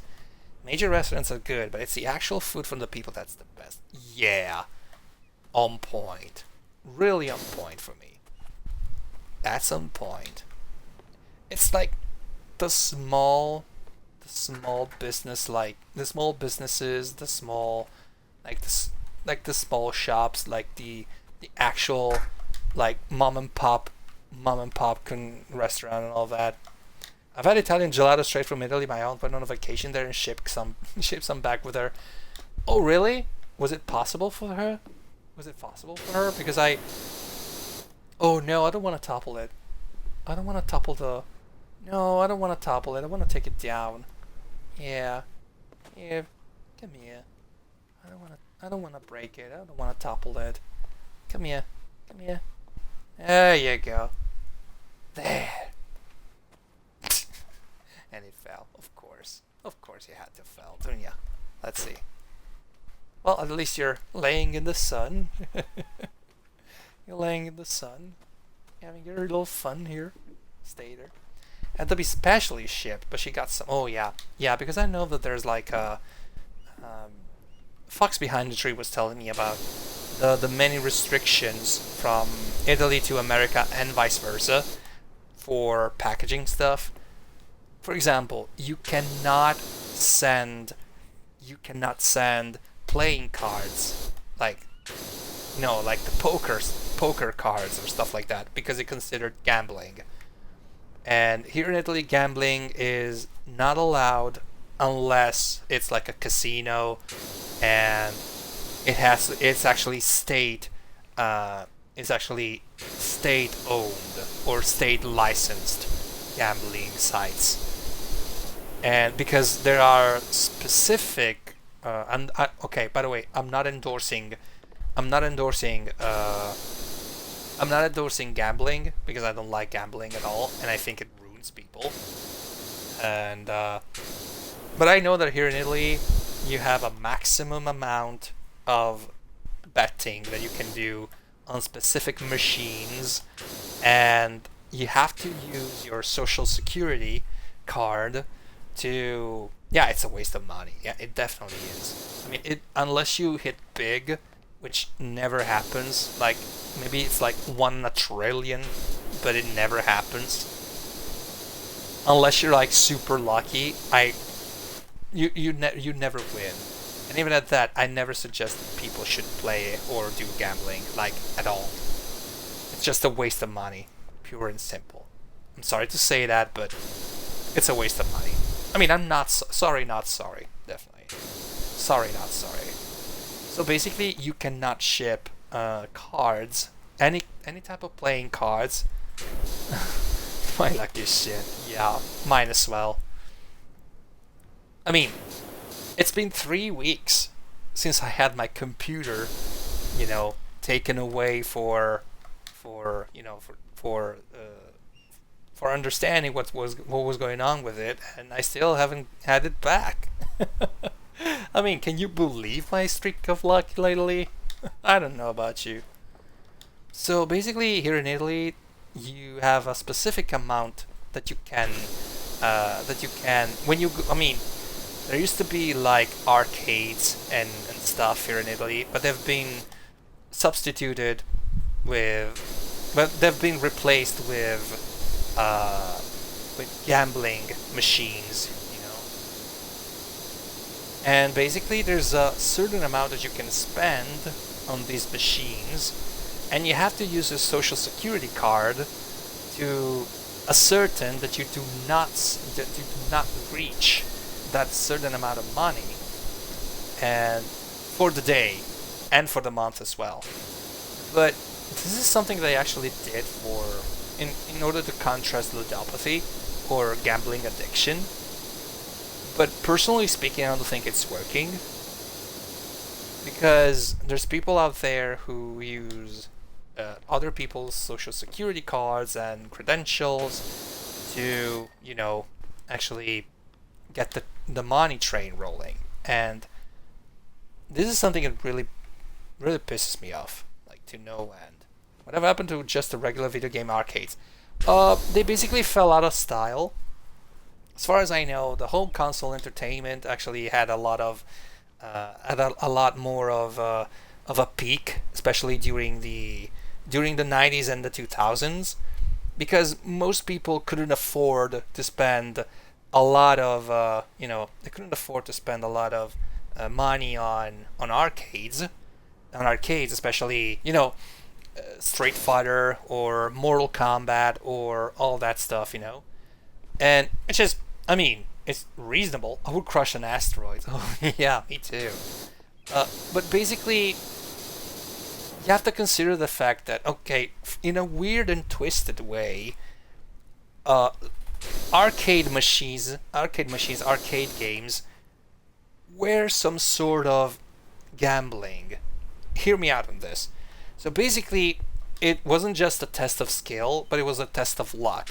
Because every single difficulty setting in every machine on every kind of game was entirely different. For example, an SNK fighting game had a difficulty setting of, let's say, 5, okay? Which it was at a 4 or 5, which is basically the arcade difficulty.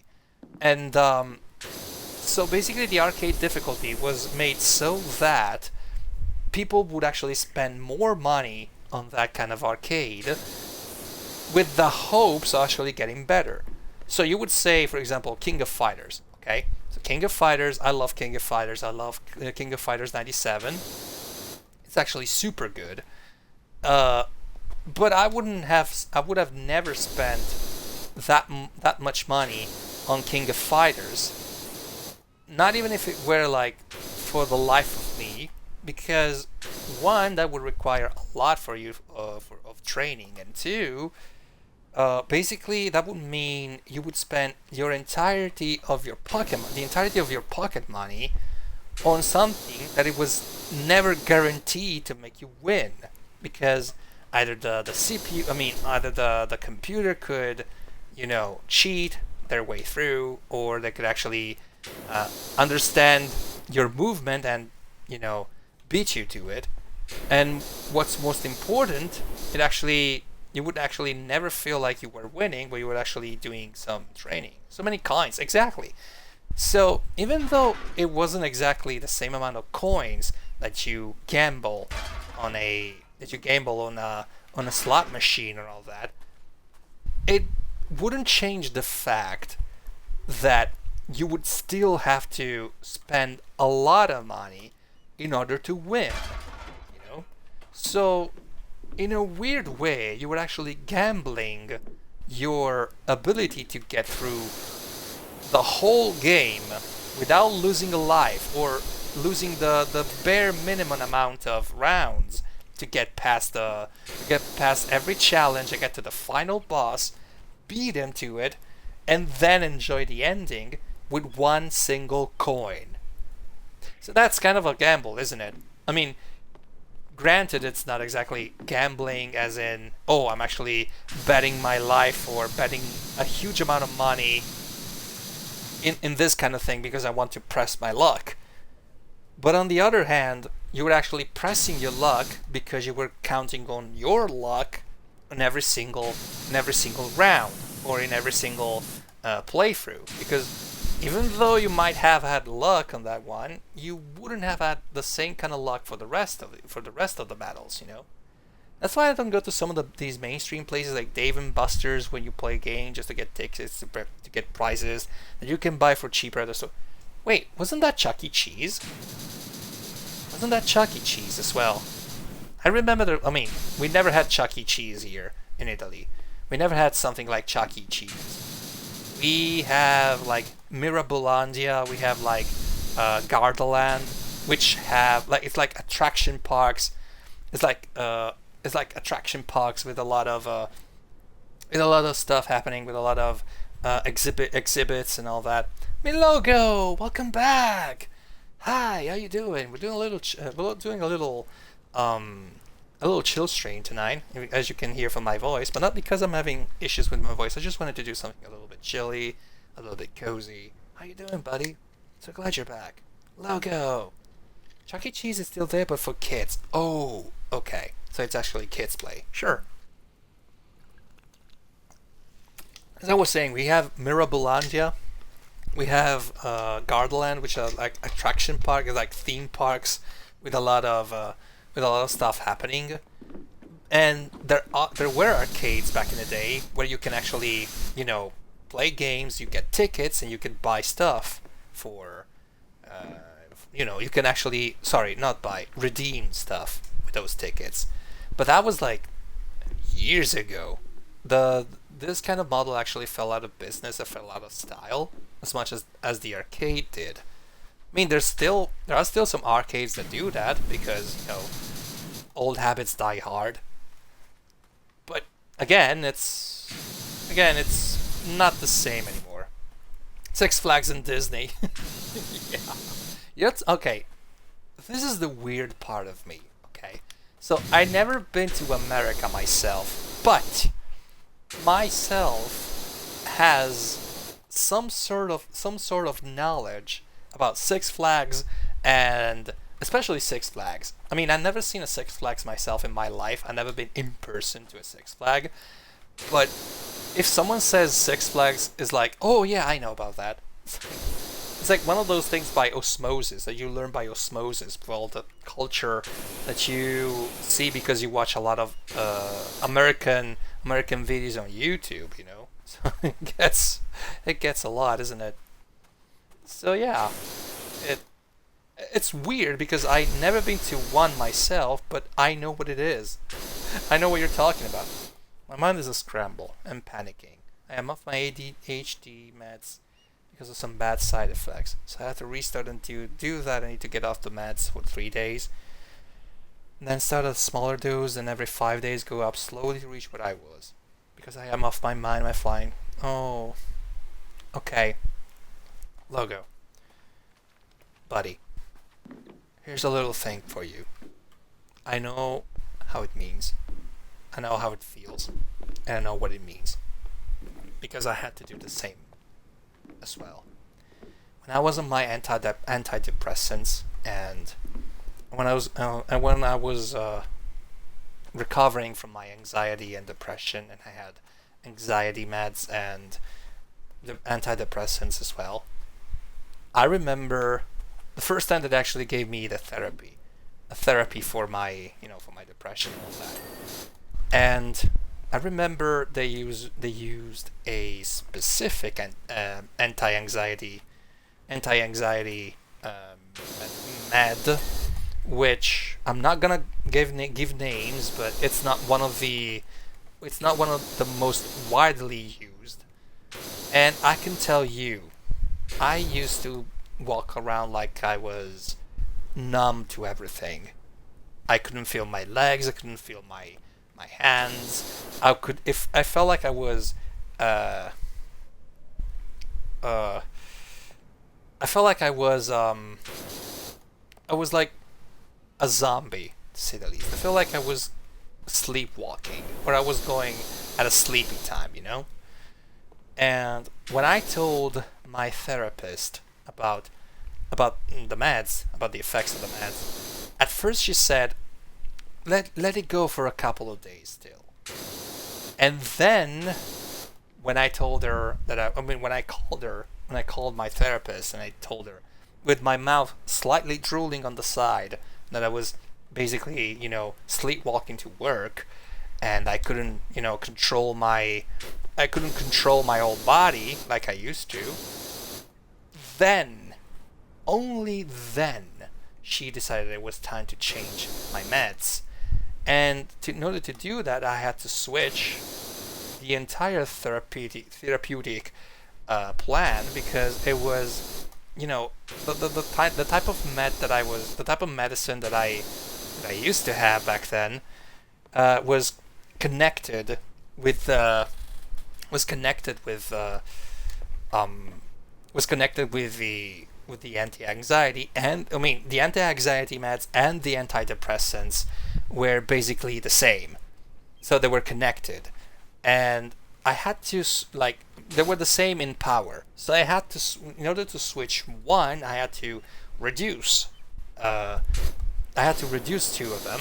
I mean, the both of them, and it was risky at times because I felt like I was sinking back to the old habits.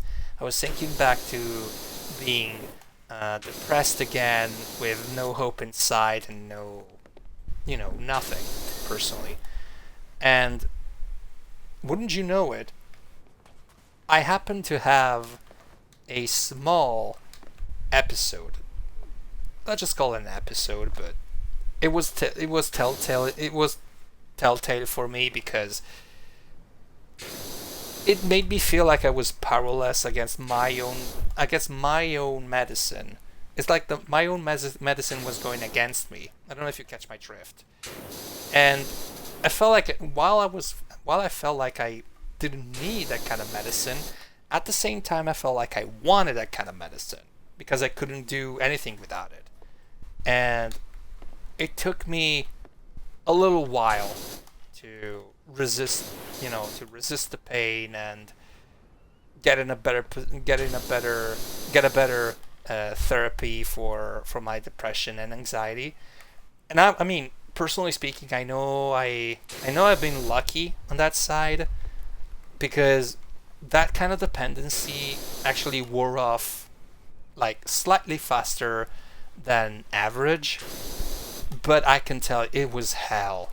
It was hell in a handbasket for me, and I wish no one could ever feel the withdrawal symptoms that this kind of medicine brings.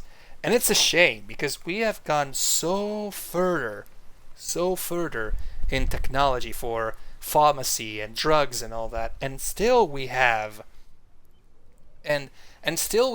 issues with withdrawal symptoms for medicines and drugs that are supposed to help us. I mean, Zero, ti leggo dopo, abbi pazienza, è una cosa abbastanza importante, poi ti leggo subito. I remember, like, I used to have a girlfriend back in the day. I used to have an autistic girlfriend back in the day who had an autistic child. She had an autistic child. It was a out of wedlock child, but she loved him. She loved him so much, so very very much. So basically, her child had ADHD and was a high functioning autistic. So that's how she.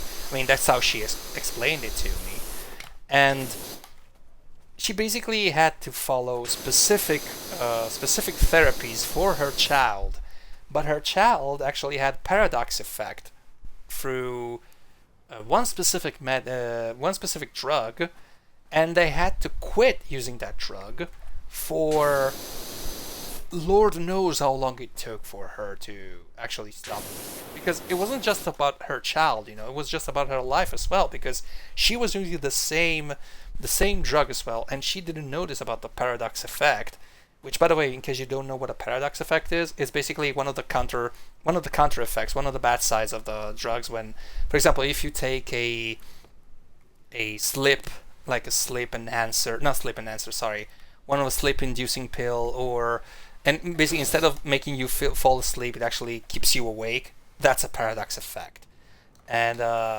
it happens to a few specific drugs and to a very very specific percentage of people. And when it happens, it's a pain in the back. I can tell you, it's a pain in the back. And I can tell you, that girlfriend that I used to have, sorry, that sounds possessive on my part, I'm sorry. That girlfriend I used to date back in the day, and I can tell you, she was devastated. And yet she moved on because she said, well, I have to do this because no one else would. because I am the only one who knows what my autism is.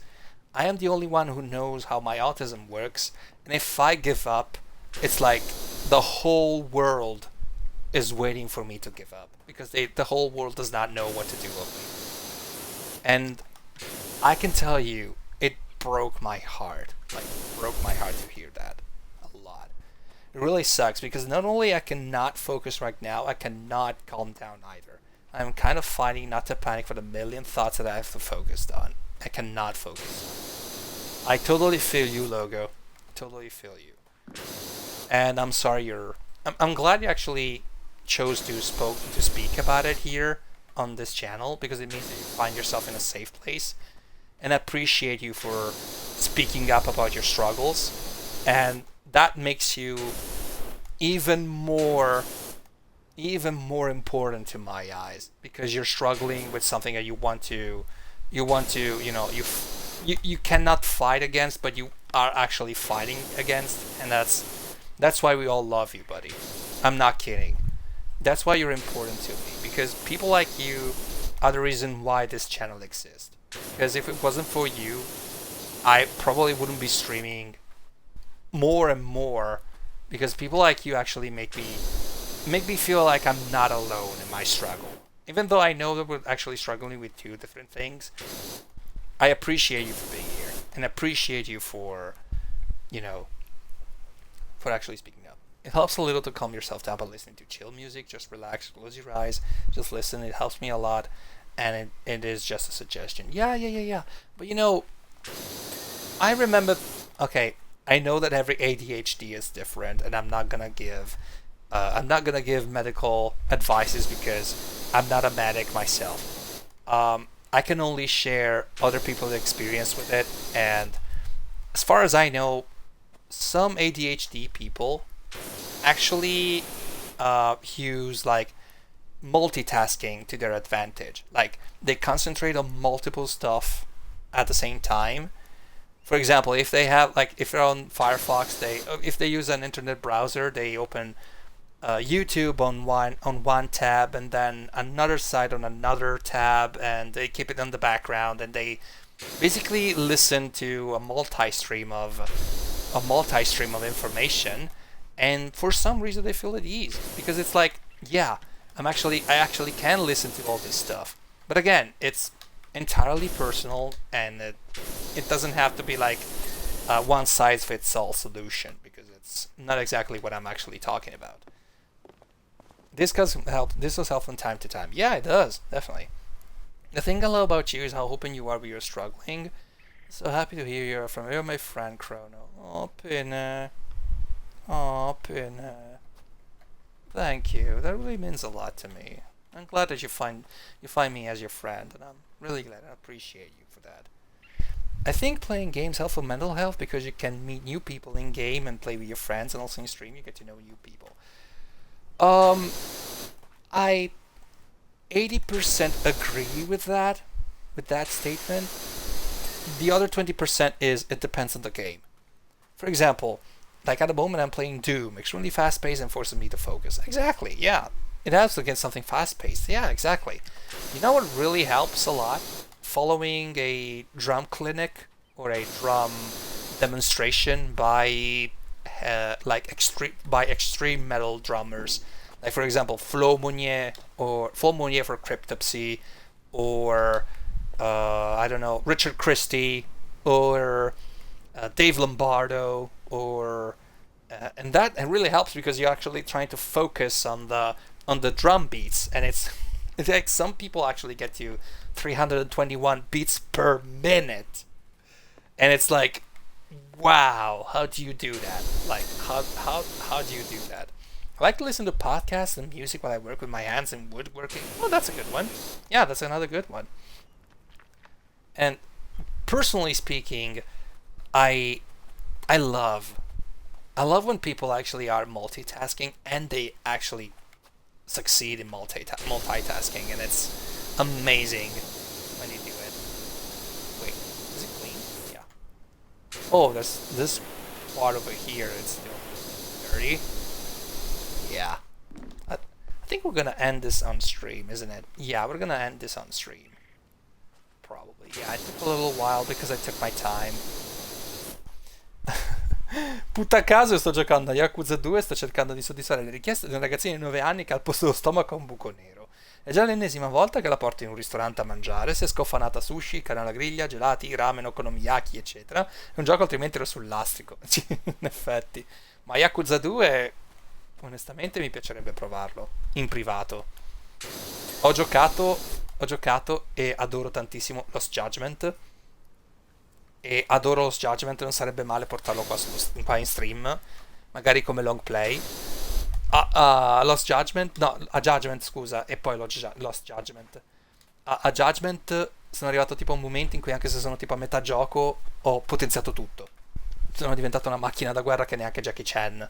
Veramente. Fortunately, I can't play games with friends I have no system to play on. Oh, that's sad.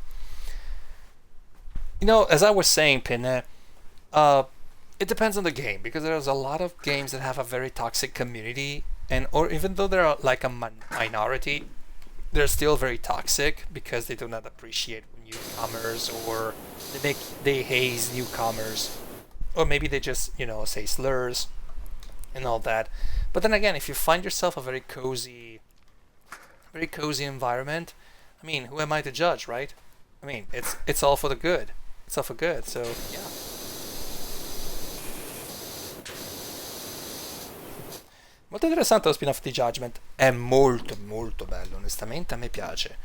Mi piace perché unisce quel dramma alla Law and Order con le mazzate di Jackie Chan. E onestamente lo adoro. Lo adoro veramente tanto. E onesto, non me l'aspettavo che fosse così profondo, che avesse veramente così tanta trama e che avesse veramente così tanta roba da fare. Anche solo per il fatto che puoi veramente andare in una sala giochi e giocare a Virtua Fighter 5 all'interno del gioco stesso. Chef's kiss. That's why I love Twitch. I can still interact with others and I like everyone I talk to. Oh, so do you like me, Mystic? Do you like me, Mystic? Because I sure like you. Yeah, here we go. That's nice. It's been a big help for me being playing games with my friends and speaking to everyone when I'm sick. Yeah, it helps a lot. It really helps a lot. I wish I had Twitch. I wish I had the idea of streaming on Twitch during COVID, because at least I would have had something to talk to. And it didn't even cross the thought didn't even cross my mind back then, because one, I wasn't even I wasn't even in the right mindset to do so, and two, I didn't know Twitch existed. Like, I knew it was like a site, but I didn't know it was actually reachable by Italy, and yeah. Ah, thank you, Mystic. Bellissimo quando lo fanno. Io poco fa ho giocato al cabinato di Virtualon dentro il club Sega di Yakuza 2. Oh, mamma mia, è bellissimo. Ma più che altro sai che cos'è? È bello perché è Sega che fa una cosa del genere. È Sega che fa così, perché può permetterselo. Non so se mi spiego. Può permetterselo. Perché tecnicamente sono IP che controlla Sega, quindi giustamente può anche dire sì, ok, oggi mettiamo questo. Ma il fatto è che tantissime altre persone potrebbero farlo, tantissimi altri sviluppatori, case produttrici potrebbero farlo tranquillamente, mettere questi minigiochi di proprietà loro, intendo, però non lo fanno. Non lo fanno perché motivi di licenza, motivi perché magari non c'entra niente con il gioco. Però poi fanno delle robe tipo le microtransazioni che non capisco neanche il perché le debbano. Cioè, sì, ok, perché devono comunque pagare i server, tutto quello che vuoi. Però anche no, cioè, c'è un limite a tutto, secondo me. E quel limite si chiama decenza umana. Qui lo dico e qui lo nego. Per me le microtransazioni non dovrebbero esistere. Però dovrebbe mettersi anche Nintendo. Oh, ecco. Parliamo anche della Nintendo, Zero. Parliamo anche della Nintendo, fra parentesi. Vogliamo parlare del fatto che I will never ever get tired of Mick Gordon's music. It would not be the same without him. Yeah, it's a shame that he actually left. He actually left id Software because of, mismanagement and basically hazing and harassment. E parliamo della Nintendo, ecco. Parliamo del fatto che la Nintendo ha a disposizione così tanti IP e non li sfrutta perché e dice sì, non si sa mai, potrebbero tornare utili, però non li ho mai visti adoperare tipo, che ne so. Adesso soltanto perché c'è la Virtual Console, allora si permettono di distribuire tanti giochi, però, cioè, onesto, il Game Boy, giochi di apertura mi metti Rollo? No, dai. No, dai. I like telling dad jokes. Sometimes he laughs.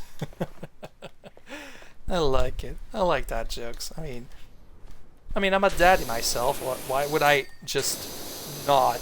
Why would I just not tell jokes myself? Why wouldn't I laugh at my own jokes? Good one mistake. I'm sorry you don't have a. I don't. I'm sorry I don't have a rim shot to play in the background. But just pretend I did. Okay. Just pretend I did. Okay. Oh man, I miss my computer. A little chill joke today. Yeah. I miss my computer. I'm not ashamed of having. Of going back to basically the origins of this channel. Uh, but I feel like I'm missing so much potential because I realize that most of my not my comedy because that would be an overstatement. I'm not a comedian myself. But I realized that most of the funny stuff, that some of the funny stuff actually happened because of the sound that I had, so the sounds that I had, or the jokes that I made were coming from sound clips and all that. Plus, I like the interaction that there was between you and I, you people in the chat and and I miss it. I miss people using the audio commands and redeeming audio commands on my channel. It was a form of interaction between you and I miss it. Make was not actually part of id Software, yeah, but hired as the composer. It was really like shit for the second game, which do really suck. Yeah. Which, by the way, they called Andrew Holshot, if I'm not mistaken, for the second one, isn't it? For the second part of the Ancient God DLC for Doom Eternal, isn't it? Might be mistaken, by the way, because it's been a little while since I actually checked on that news, so could be. Not here for Sankly, so you real chuckles more. Oh, buddy. Oh, thank you. Wasn't expecting this. Oh, thank you, really. Really appreciate that. I'm so glad there's people like you that come here in my chat. People like you, Pinne, Zero, Fox Behind the Tree, a lot of good beans coming here tonight. Sono davvero contento di tutta la gente che mi viene a trovare anche soltanto per un saluto, perché si addormenta magari quando sente la mia voce. Sono contento perché comunque si è creato una bellissima dinamica quasi familiare, no? Tipo, familiare, scusate, perché familiare vuol dire che ti ricorda qualcosa. Familiare invece legato alla famiglia. Da quello che mi aveva insegnato la maestra di italiano anni e anni fa. E si è creata una bellissima dinamica familiare e sono davvero contento che veniate a trovarmi, venite a passare un po' di tempo con me e sono davvero contento anche per le donazioni che avete fatto in questo periodo, perché davvero mi sono messo le mani nei pochi capelli che ho quando ho visto che non partiva più il PC, perché ho detto e mo come lo compro, che non posso, che non ho tutti sti soldi. La paura mia è sempre quella, onesto. Sono veramente contento davvero per quello che avete fatto e so che non vi ringrazierò mai abbastanza. Non smetterò mai di ringraziarvi. Davvero, grazie tanto. I'm glad for people like you, Mystic, Logo, Pinne, Fox Behind the Tree, and all these lovely beings coming here tonight, because there's actually some sort of family dynamic going on here, and I like it. I love it because it makes me feel less alone. It makes me feel like I am actually having real conversations with real people, and I know I miss the interactions with you guys, but I like the fact that even though there are there's no interaction whatsoever, we're still hanging around because you like me. You like me as a person, not as a streamer or as an entertainer, but as a person. And this really makes me super super happy. And what's most important, that even though there's no computer whatsoever, you're still stuck with me because not only you're stuck with me, but you also gave a hand to me. And really, I can't stress this enough. Today you are you, that is truer than true. There is no one alive who is youer than you. Is this from Alice in Wonderland? Is this from Alice in Wonderland? Is this like the Mad Hatter? The Mad Hatter talking to Alice? I honestly don't remember that. I'm just shooting in the dark right now. Just shooting in the dark right now. So you tell me if I'm wrong, or which I don't know, because I remember it sounds like a very Alice-y quote. There you go. Oh. What am I missing right now? Let's see what's missing. Oh, there's this. Mantovane. Che bello che adesso comincio a scoprire i nomi delle cose. Si è mangiato un set di piatti a base di pesce palla, ho paura. Fugu. Come fra parentesi, il fugu dicono tutti che no, ma è mortale se non lo sai tagliare bene. Sì, sì, vero, ma è anche vero che comunque la maggior parte delle volte è una cosa che è stata detta per spaventare.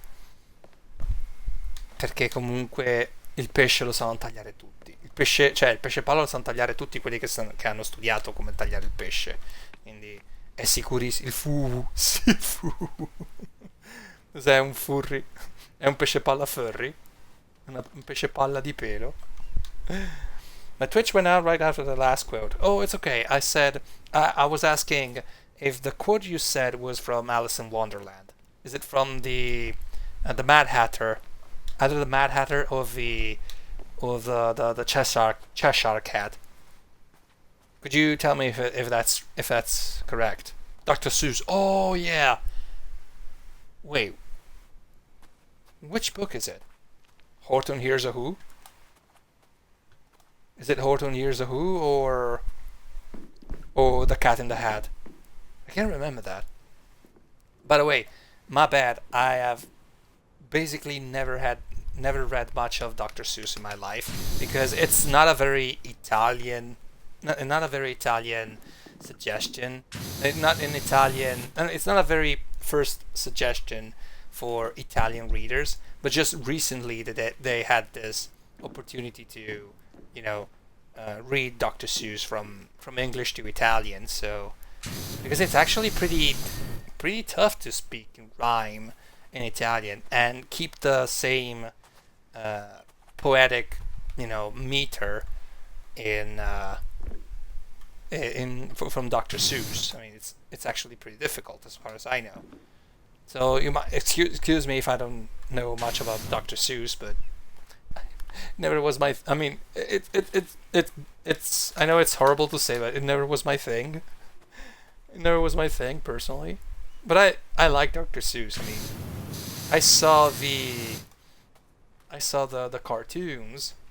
I managed to recover the cartoons back in the day, and they're actually good. There you go. There's still something more here. There you go. And here as well. Yeah, I feel like the Mantovans are in this one. I like the over one. Like the ones in the upper up there, like probably. There's one missing and I don't understand which one it is. Yeah. I don't understand which one it is. I'm gonna go for, let's see, because it has to be blinking right now. If it blinks, it's the one we have to clean. Oh, there it is. That's the one. There it is. Found it. Yay. Now, what else? Contrafforti. Let's try this one. Proviamo i contrafforti. Ah, questi sono chiamati contrafforti. Bene. Impariamo l'italiano. Che bello. Sono termini che io non ho mai sentito in vita mia, onesto. Cioè, magari qualcuno di voi dirà: no, Crono, sei tu che... Back, my phone server was acting up. Oh, okay, it's okay. I asked you if that was a quote from. Oh yeah, sorry. That's it. Well, which part of which Dr. Seuss book? Like, 14 Years of Who, or The Cat in the Hat, or Green Eggs and Ham? Which one is it? So, Dr. Seuss, happy birthday to you. Okay. Yeah, as I was saying, Dr. Seuss isn't exactly the first choice for an Italian reader because okay. It's like it just recently there was like a resurgence recently for Dr. Seuss because of the movies and the animated movies and all that. The recent animated movies, not the old ones. And so they actually gave it a try and they translated the Dr. Seuss's book while keeping the original meter in poetics. So yeah, it's not a first choice for an Italian reader. So excuse me if I don't know much about Dr. Seuss. E questi sono contrafforti, cioè poi magari c'è gente nella mia chat che dice ma no no guarda che ovviamente è tutto italiano, dovresti saperlo, gne. Ragazzi, cioè sono madrelingua italiano e sono parole che ancora adesso io rimango a bocca aperta quando vengo a sapere della loro esistenza. Giuro. Ci rimango così ogni volta perché dico, dai, non può esistere sta parola. Un po' come quella volta che ho scoperto la parola ebdomadario, che è letteralmente un settimanale. Ebdomadario. Ma chiamalo settimanale. Perché ebdomadario fondamentalmente è la versione è il linguaggio viene chiamato arcaico. Each region has its own children's story, and Dr. Seuss is originated of Massachusetts in the USA. Oh yeah, sure. Sure. I remember the Giving Tree as well. No, I haven't read the Giving Tree, but I know the existence of the Giving Tree, and it's a touching story, by the way. It's a touching story. There you go. There you go. Now it should be okay. These two are clean. There's only one left. There's only one left, and it should be over here, like this one. There it is. This one. Which, by the way, there you go. How are you supposed to know that that was still dirty, even though you like spent hours and hours just spraying on it? Like how? Okay, one of the towers. That one over there. Okay, nice. Can I reach it with a ladder? Posso raggiungerlo con la scala? Sì, assolutamente. Eccolo qui. Evviva. Vediamo se un saltino in crouch. No. No, il bunny hopping non me lo fa fare, mannaggia. The tiny little specks. Yeah. I hate it. Don't you hate it when that happens? Like you spend like hours and hours just spraying your water all over there, and then it's like, oh, you forgot about this very little small angle that it still looks like it's like that stain. It's in the like, where is it? Like, I am staring at it and I see no dirt. I don't see any dirt anymore. Like, where is it? Like, here it's clean.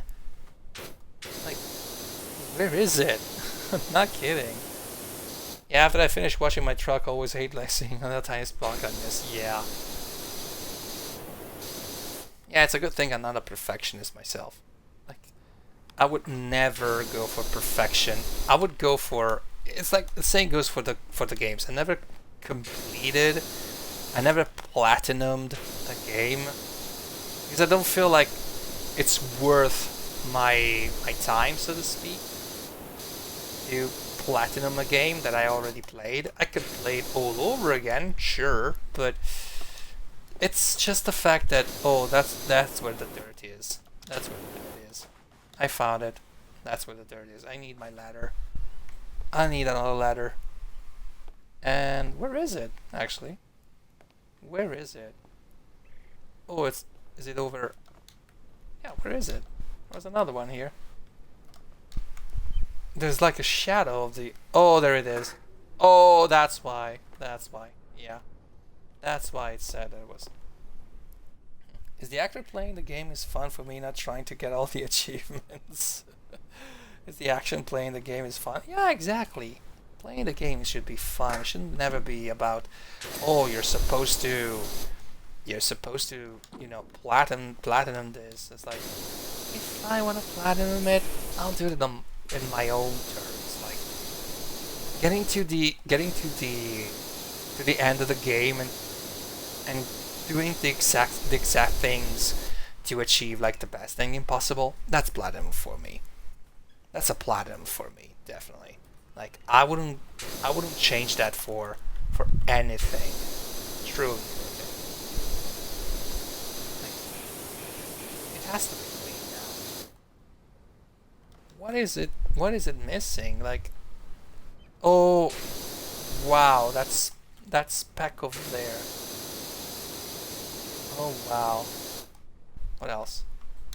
Because the like what a... Okay, wait, I got a lot of this. There you go. Maybe this should help out. And as fast as you can through the game and real appreciate the game itself. Oh yeah. I appreciate speedrunners as well. Mi piacciono tanto gli speedrunner. I love speedrunners, and I understand that it takes a lot of time and effort and strategy to come up with like the glitch that helps you, you know, get through the game as fast as possible. It's an art. It's an art. Speedrunner is a do run as fast as you can in the game and really appreciate it. Yeah. Don't run. Oh, okay, don't run. Yeah. Exactly. Just take your time. Take your time. But I understand speedrunners as well, because they like what they play, and I appreciate them for that, because they actually know the game so much that they know where to go and what to do. So it takes a lot of effort and a lot of strategy for that, and that's very commendable. That's very commendable. Okay, what the hell is missing here? Oh, over there. There it is. Now I get it. It was over there. It wasn't just the front, it was also the side. I need to check on the sides. That's not for me. Yeah. I get it. Yeah. I would never speedrun a game, I mean, unless it's something that I know with the back of my hand. But again, it's something I would never do because I give in easily to anxiety. Yeah, when I know I'm actually fucking up, I actually give in to anxiety a lot. Yeah, it's kind of tough. What else is missing here? Is it clean? Is it clean yet? No.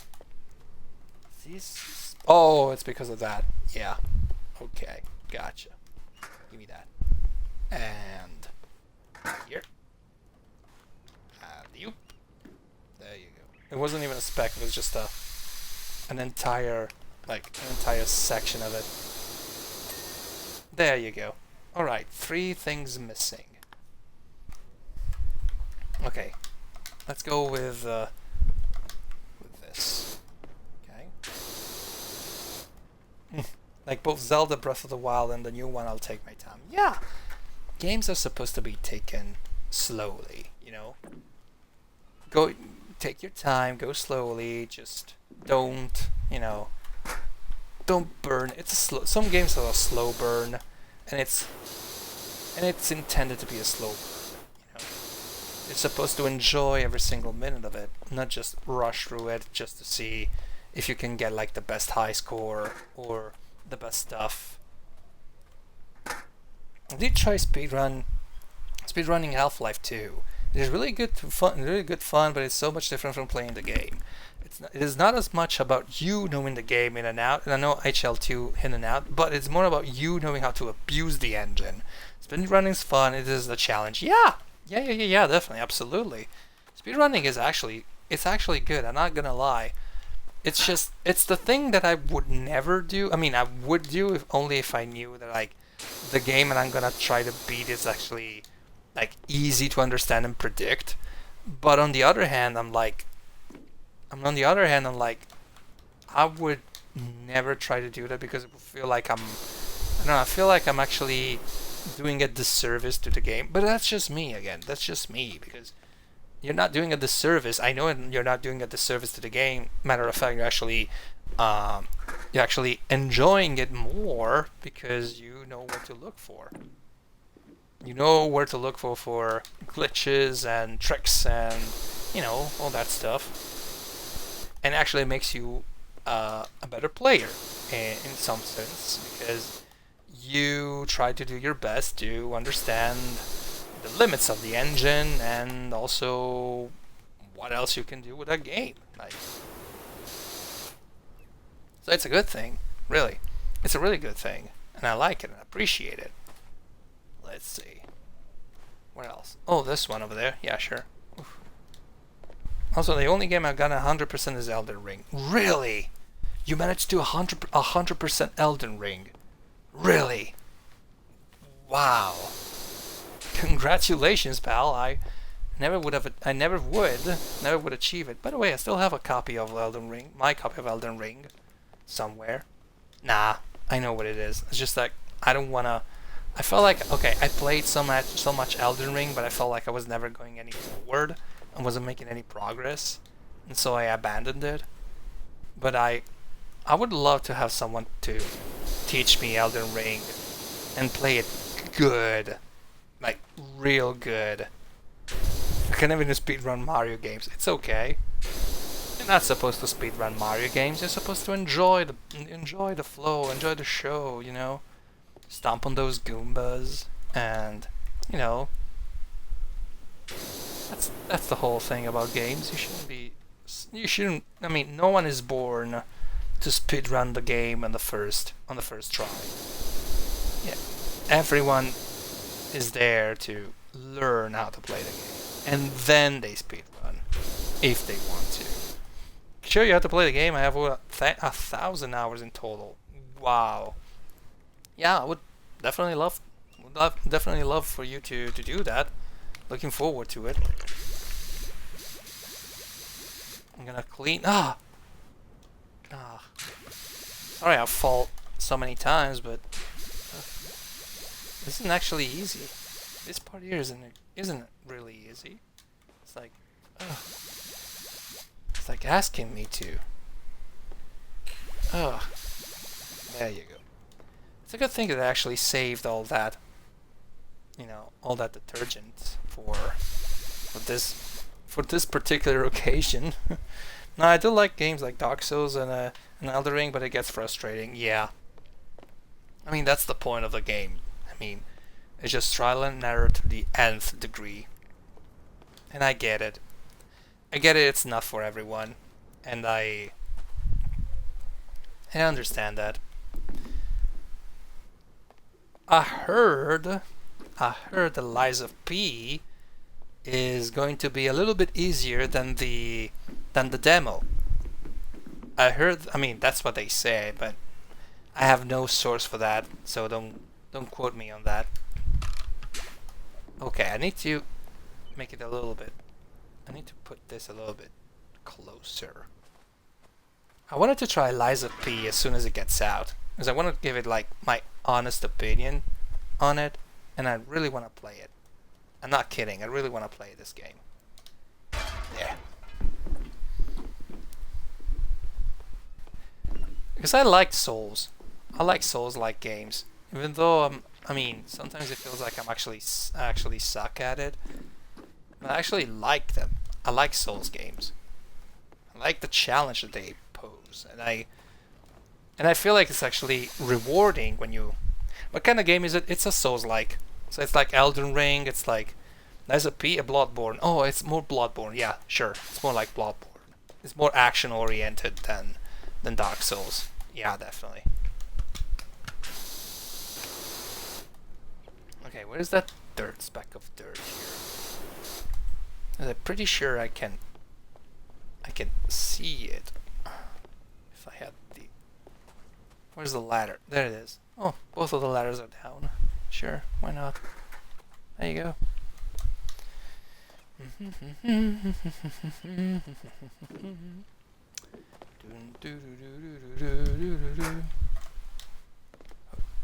Come on. Right up. No. And we're going here.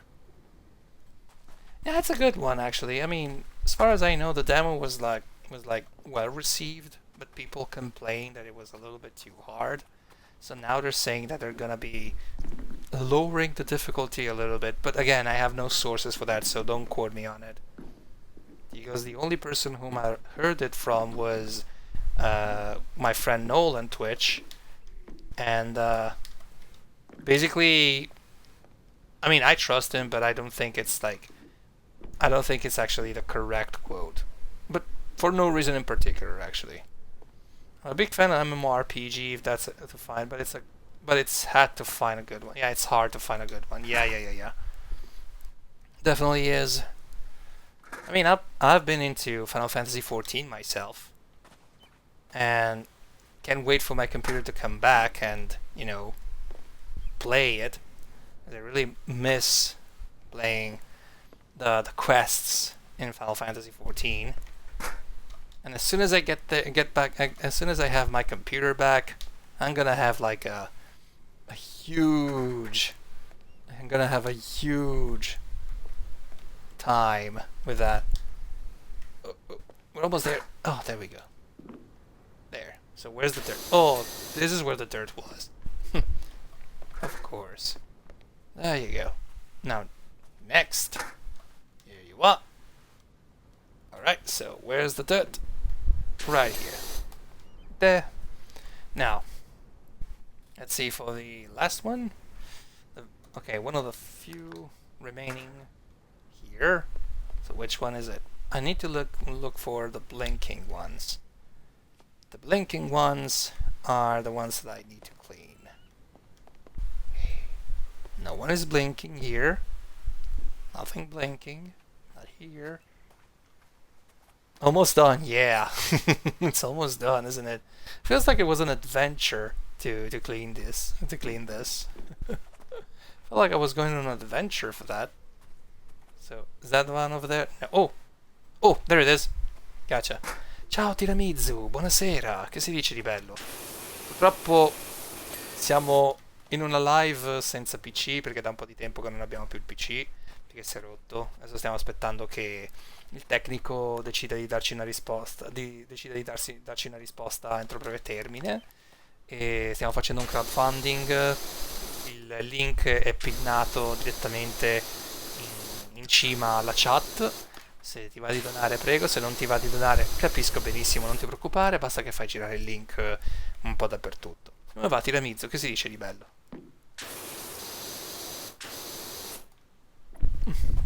Vediamo un po' se riusciamo a pulire questo qui, che poi non è la vetrata, è la cornice della vetrata. Immaginavo, sì.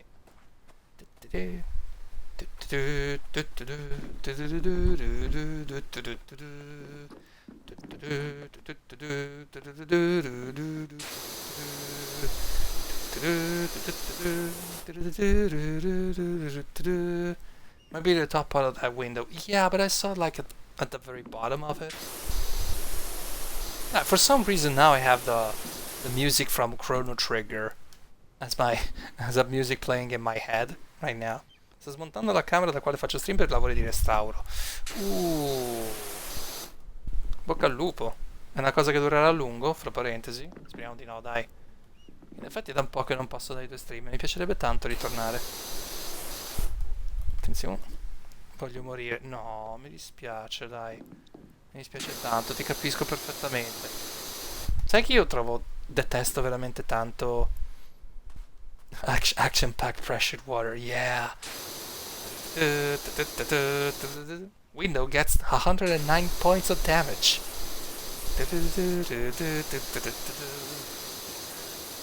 Mi interromperò per almeno una settimana. Ti capisco, guarda. Anch'io ho interrotto per una settimana gli stream per colpa del PC.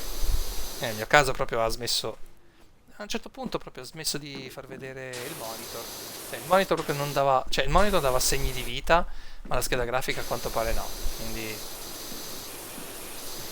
bella roba davvero. Ti aspetto per una... Dai, ti aspetto, quando poi torni in live... quando poi torni in live ti vengo a trovare, ok? Mm.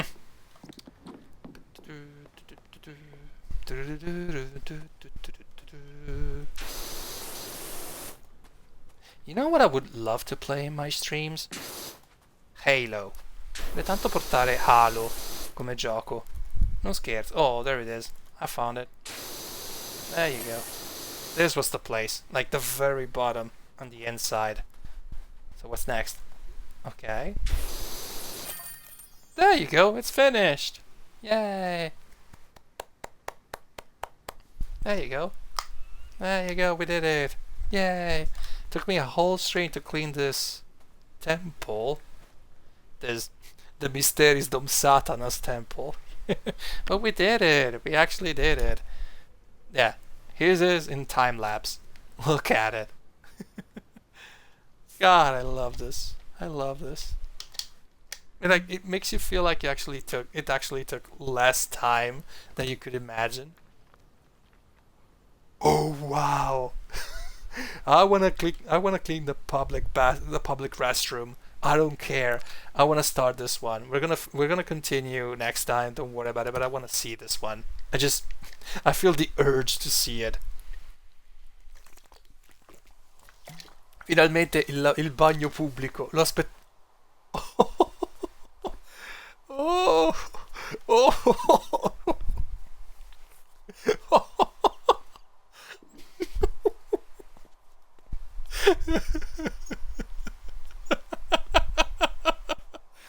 Oddio, oddio, è bellissimo. It's like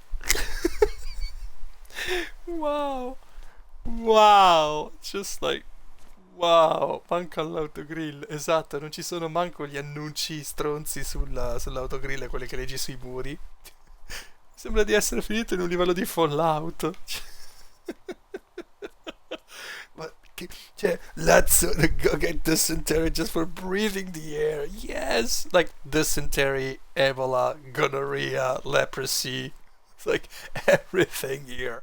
Everything is here. Well, filthy. Yeah, sure. Of course. And there's also like the gnome here. Like there's a gnome here. And also like, where's the rest? Like I saw one here. Like there's one here sticking out of the bathroom. I'll call him Renton. Lo chiamerò Renton. Come quello di Trainspotting. Hello, Renton. Let me get you somewhere clean. Hello, Renton. Now we go to bed, so you have a great stream. Rest of the stream, Chrono. Yeah, I'm gonna close the stream, don't worry. That's beyond filthy, nah. You know what's beyond filthy? That one scene in that one toilet scene in that one toilet scene in Trainspotting. Do you remember that? Remember that scene? Vi ricordate quella scena tipo in Trainspotting? A un certo punto c'è good night, Logo. Good night. Good night. Have a good night, buddy. We love you. Don't worry about it. Just I'm glad you actually decided to share your story with us, and I'm glad you're my friend. E vi ricordate quella scena, Trainspotting? Lui praticamente c'ha delle capsule di eroina super lano. Tipo lui a un certo punto c'ha un attacco di diarrea, va direttamente nel bagno. E c'è tutta quella scena in cui lui per recuperare le capsule letteralmente entra dentro la tazza del cesso e poi esce fuori. E quel nano lì, con lo gnomo lì, lo chiamiamo direttamente Renton. Da oggi in poi si chiama Renton, basta. I love this. It's like the dirtiest thing I've ever seen. Like, it's so funny. I love this. I love this game. I don't care. I don't care what everyone says. I love this game. It's so good. Like, super good. Like, look at it. Even the light was like brown. Like, what the hell happened here? Like, did someone had the explosive diarrhea and it just decided to blow everything up just for that? Just because you're not a germaphobe. Oh, it's okay. The OCD simulator. Yeah, it is. It is. Oh god. There you go. The door is clean. And, I mean, there you go. And the door is clean. Yay. Okay, I'm not gonna do a lot in this stream. This. I'm just gonna be, yeah. Just gonna do this. Just gonna do like this area here. And just pretend I'm actually cleaning a lot, but not really. Wait, I do have detergent for this, don't I? This is generic, so it should be like the generic one should be this one, the multi-purpose one. Here you go. There you go. It's unboxing simulator unpacking. You know, I never tried that one. I never tried an unboxing simulator. I don't think it exists, actually. I mean, I don't know if it exists, by the way. I mean, I'm sure it does exist. I mean, they pretty much made simulators for everything these days. Oh, I wasn't charged. Yeah. Figures. Let's see. Wait, oh, there it is. That's the next one. There's one you just moved into a new house. You have to unpack all of your boxes and put your stuff away. Is it house flipper? Is it house flipper or is it unpacking? Because unpacking tells a story, if I'm not mistaken. Which I would be playing on stream one of these days, if I manage to get my hands on my unpacking. Yeah, that's what it's called, unpacking. Yeah, I'm just gonna do this one here, and then we're gonna call it a stream for all I care. There you go. And it's all clean. Almost. My hotel is as clean as an elven arse. God, I love that quote from BG, from Baldur's Gate. My hotel is as clean as an elven arse. Because not only it introduces you to the fact that elves have asses, but at the same time, I still wouldn't eat off those floors. Yeah, me neither. But I mean, it's not part of the deal, you know. You just have to clean them. That's it. Because not only introduces you to the fact that elves have asses, but they also can be cleaned, and you can easily figure out how they clean it. Like super weird. First time that I heard that sentence, I was like rolling on the floor laughing because it was so random. First Baldur's Gate, it was like super good. And I think it poops as an ass. Well, that's the thing. You wouldn't say that elves can actually eat because they're actually, you know, I mean, sure they might be eating, but they don't eat as we do, you know. Elves from the what was it called? Of the John Ronald Royal Tolkien kind, you know. I don't think they actually eat. But I might be mistaken. Yeah. That is, it's clean. That's one. How about this? Yeah. And this one. Yeah. It's clean, yeah. I think it, yeah. I'm just gonna go this one, and I'm gonna call it a stream. I mean, look at it. Look at how the dirt just peels away the power of the chat stream here. I thought I was vegetarian except Keebler elves like the cookies. Oh yeah. But I thought I actually didn't need to eat because they're eternal beings that transcend time, so I don't think they actually have a notion of time, and I don't think maybe they don't eat in one sense or another. Maybe they do, they just don't eat the way that we do, like, you know. Alright, that's it. Let's do a quick. Come on. Okay, down here. There you go. And up here. Okay, and side. 1 and 2. There you go. That's it. Calling it quits for tonight. For your record, I've just discovered the games on Netflix app, and actually there's some good titles. Which one? Which one, Mizu? Quali, Mizu? Con me puoi parlare italiano comunque, non ti preoccupare, non è una live in cui si parla solo inglese, quindi vai tranquilla, assolutamente. Innanzitutto, ok, ladies and gentlemen, and everyone in between, thank you for joining us tonight on this little chill stream of ours. I'm so glad we actually managed to talk to each other, and I'm glad we actually managed to have a little conversation on stuff that matters, as usual. I'm really sorry there's no, outro and no ending cutscene for, for the stream because, fortunately, still don't have my computer for this, and don't worry about it. As soon as it gets back, we're gonna have have a little fun ourselves all together.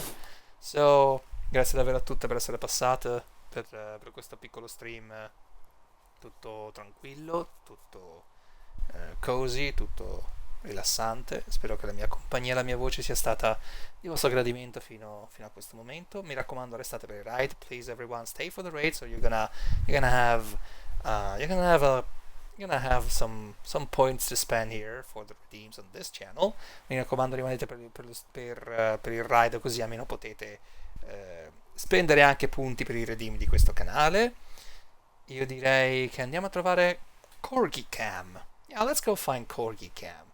Andiamo a trovare Corgi Cam. Andiamo a raidare una persona anglofona questa sera. Let's go raid Corgi Cam. Se ancora non lo conoscete, Corgi Cam è un VTuber con un bellissimo modello, fra parentesi, che io adoro tantissimo, che addirittura ha anche l'eterocromia per quanto riguarda gli occhi. E non dico che ho un debole per l'eterocromia, perché sarebbe una menzogna, però mi piace veramente tanto.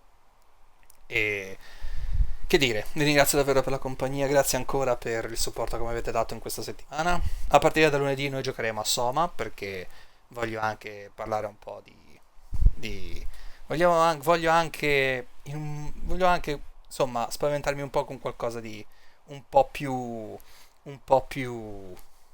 spaventoso. We're gonna have some Soma from Monday to Thursday because I want to get scared and I want to play something scary. Everyone, please use this very message as a raid message.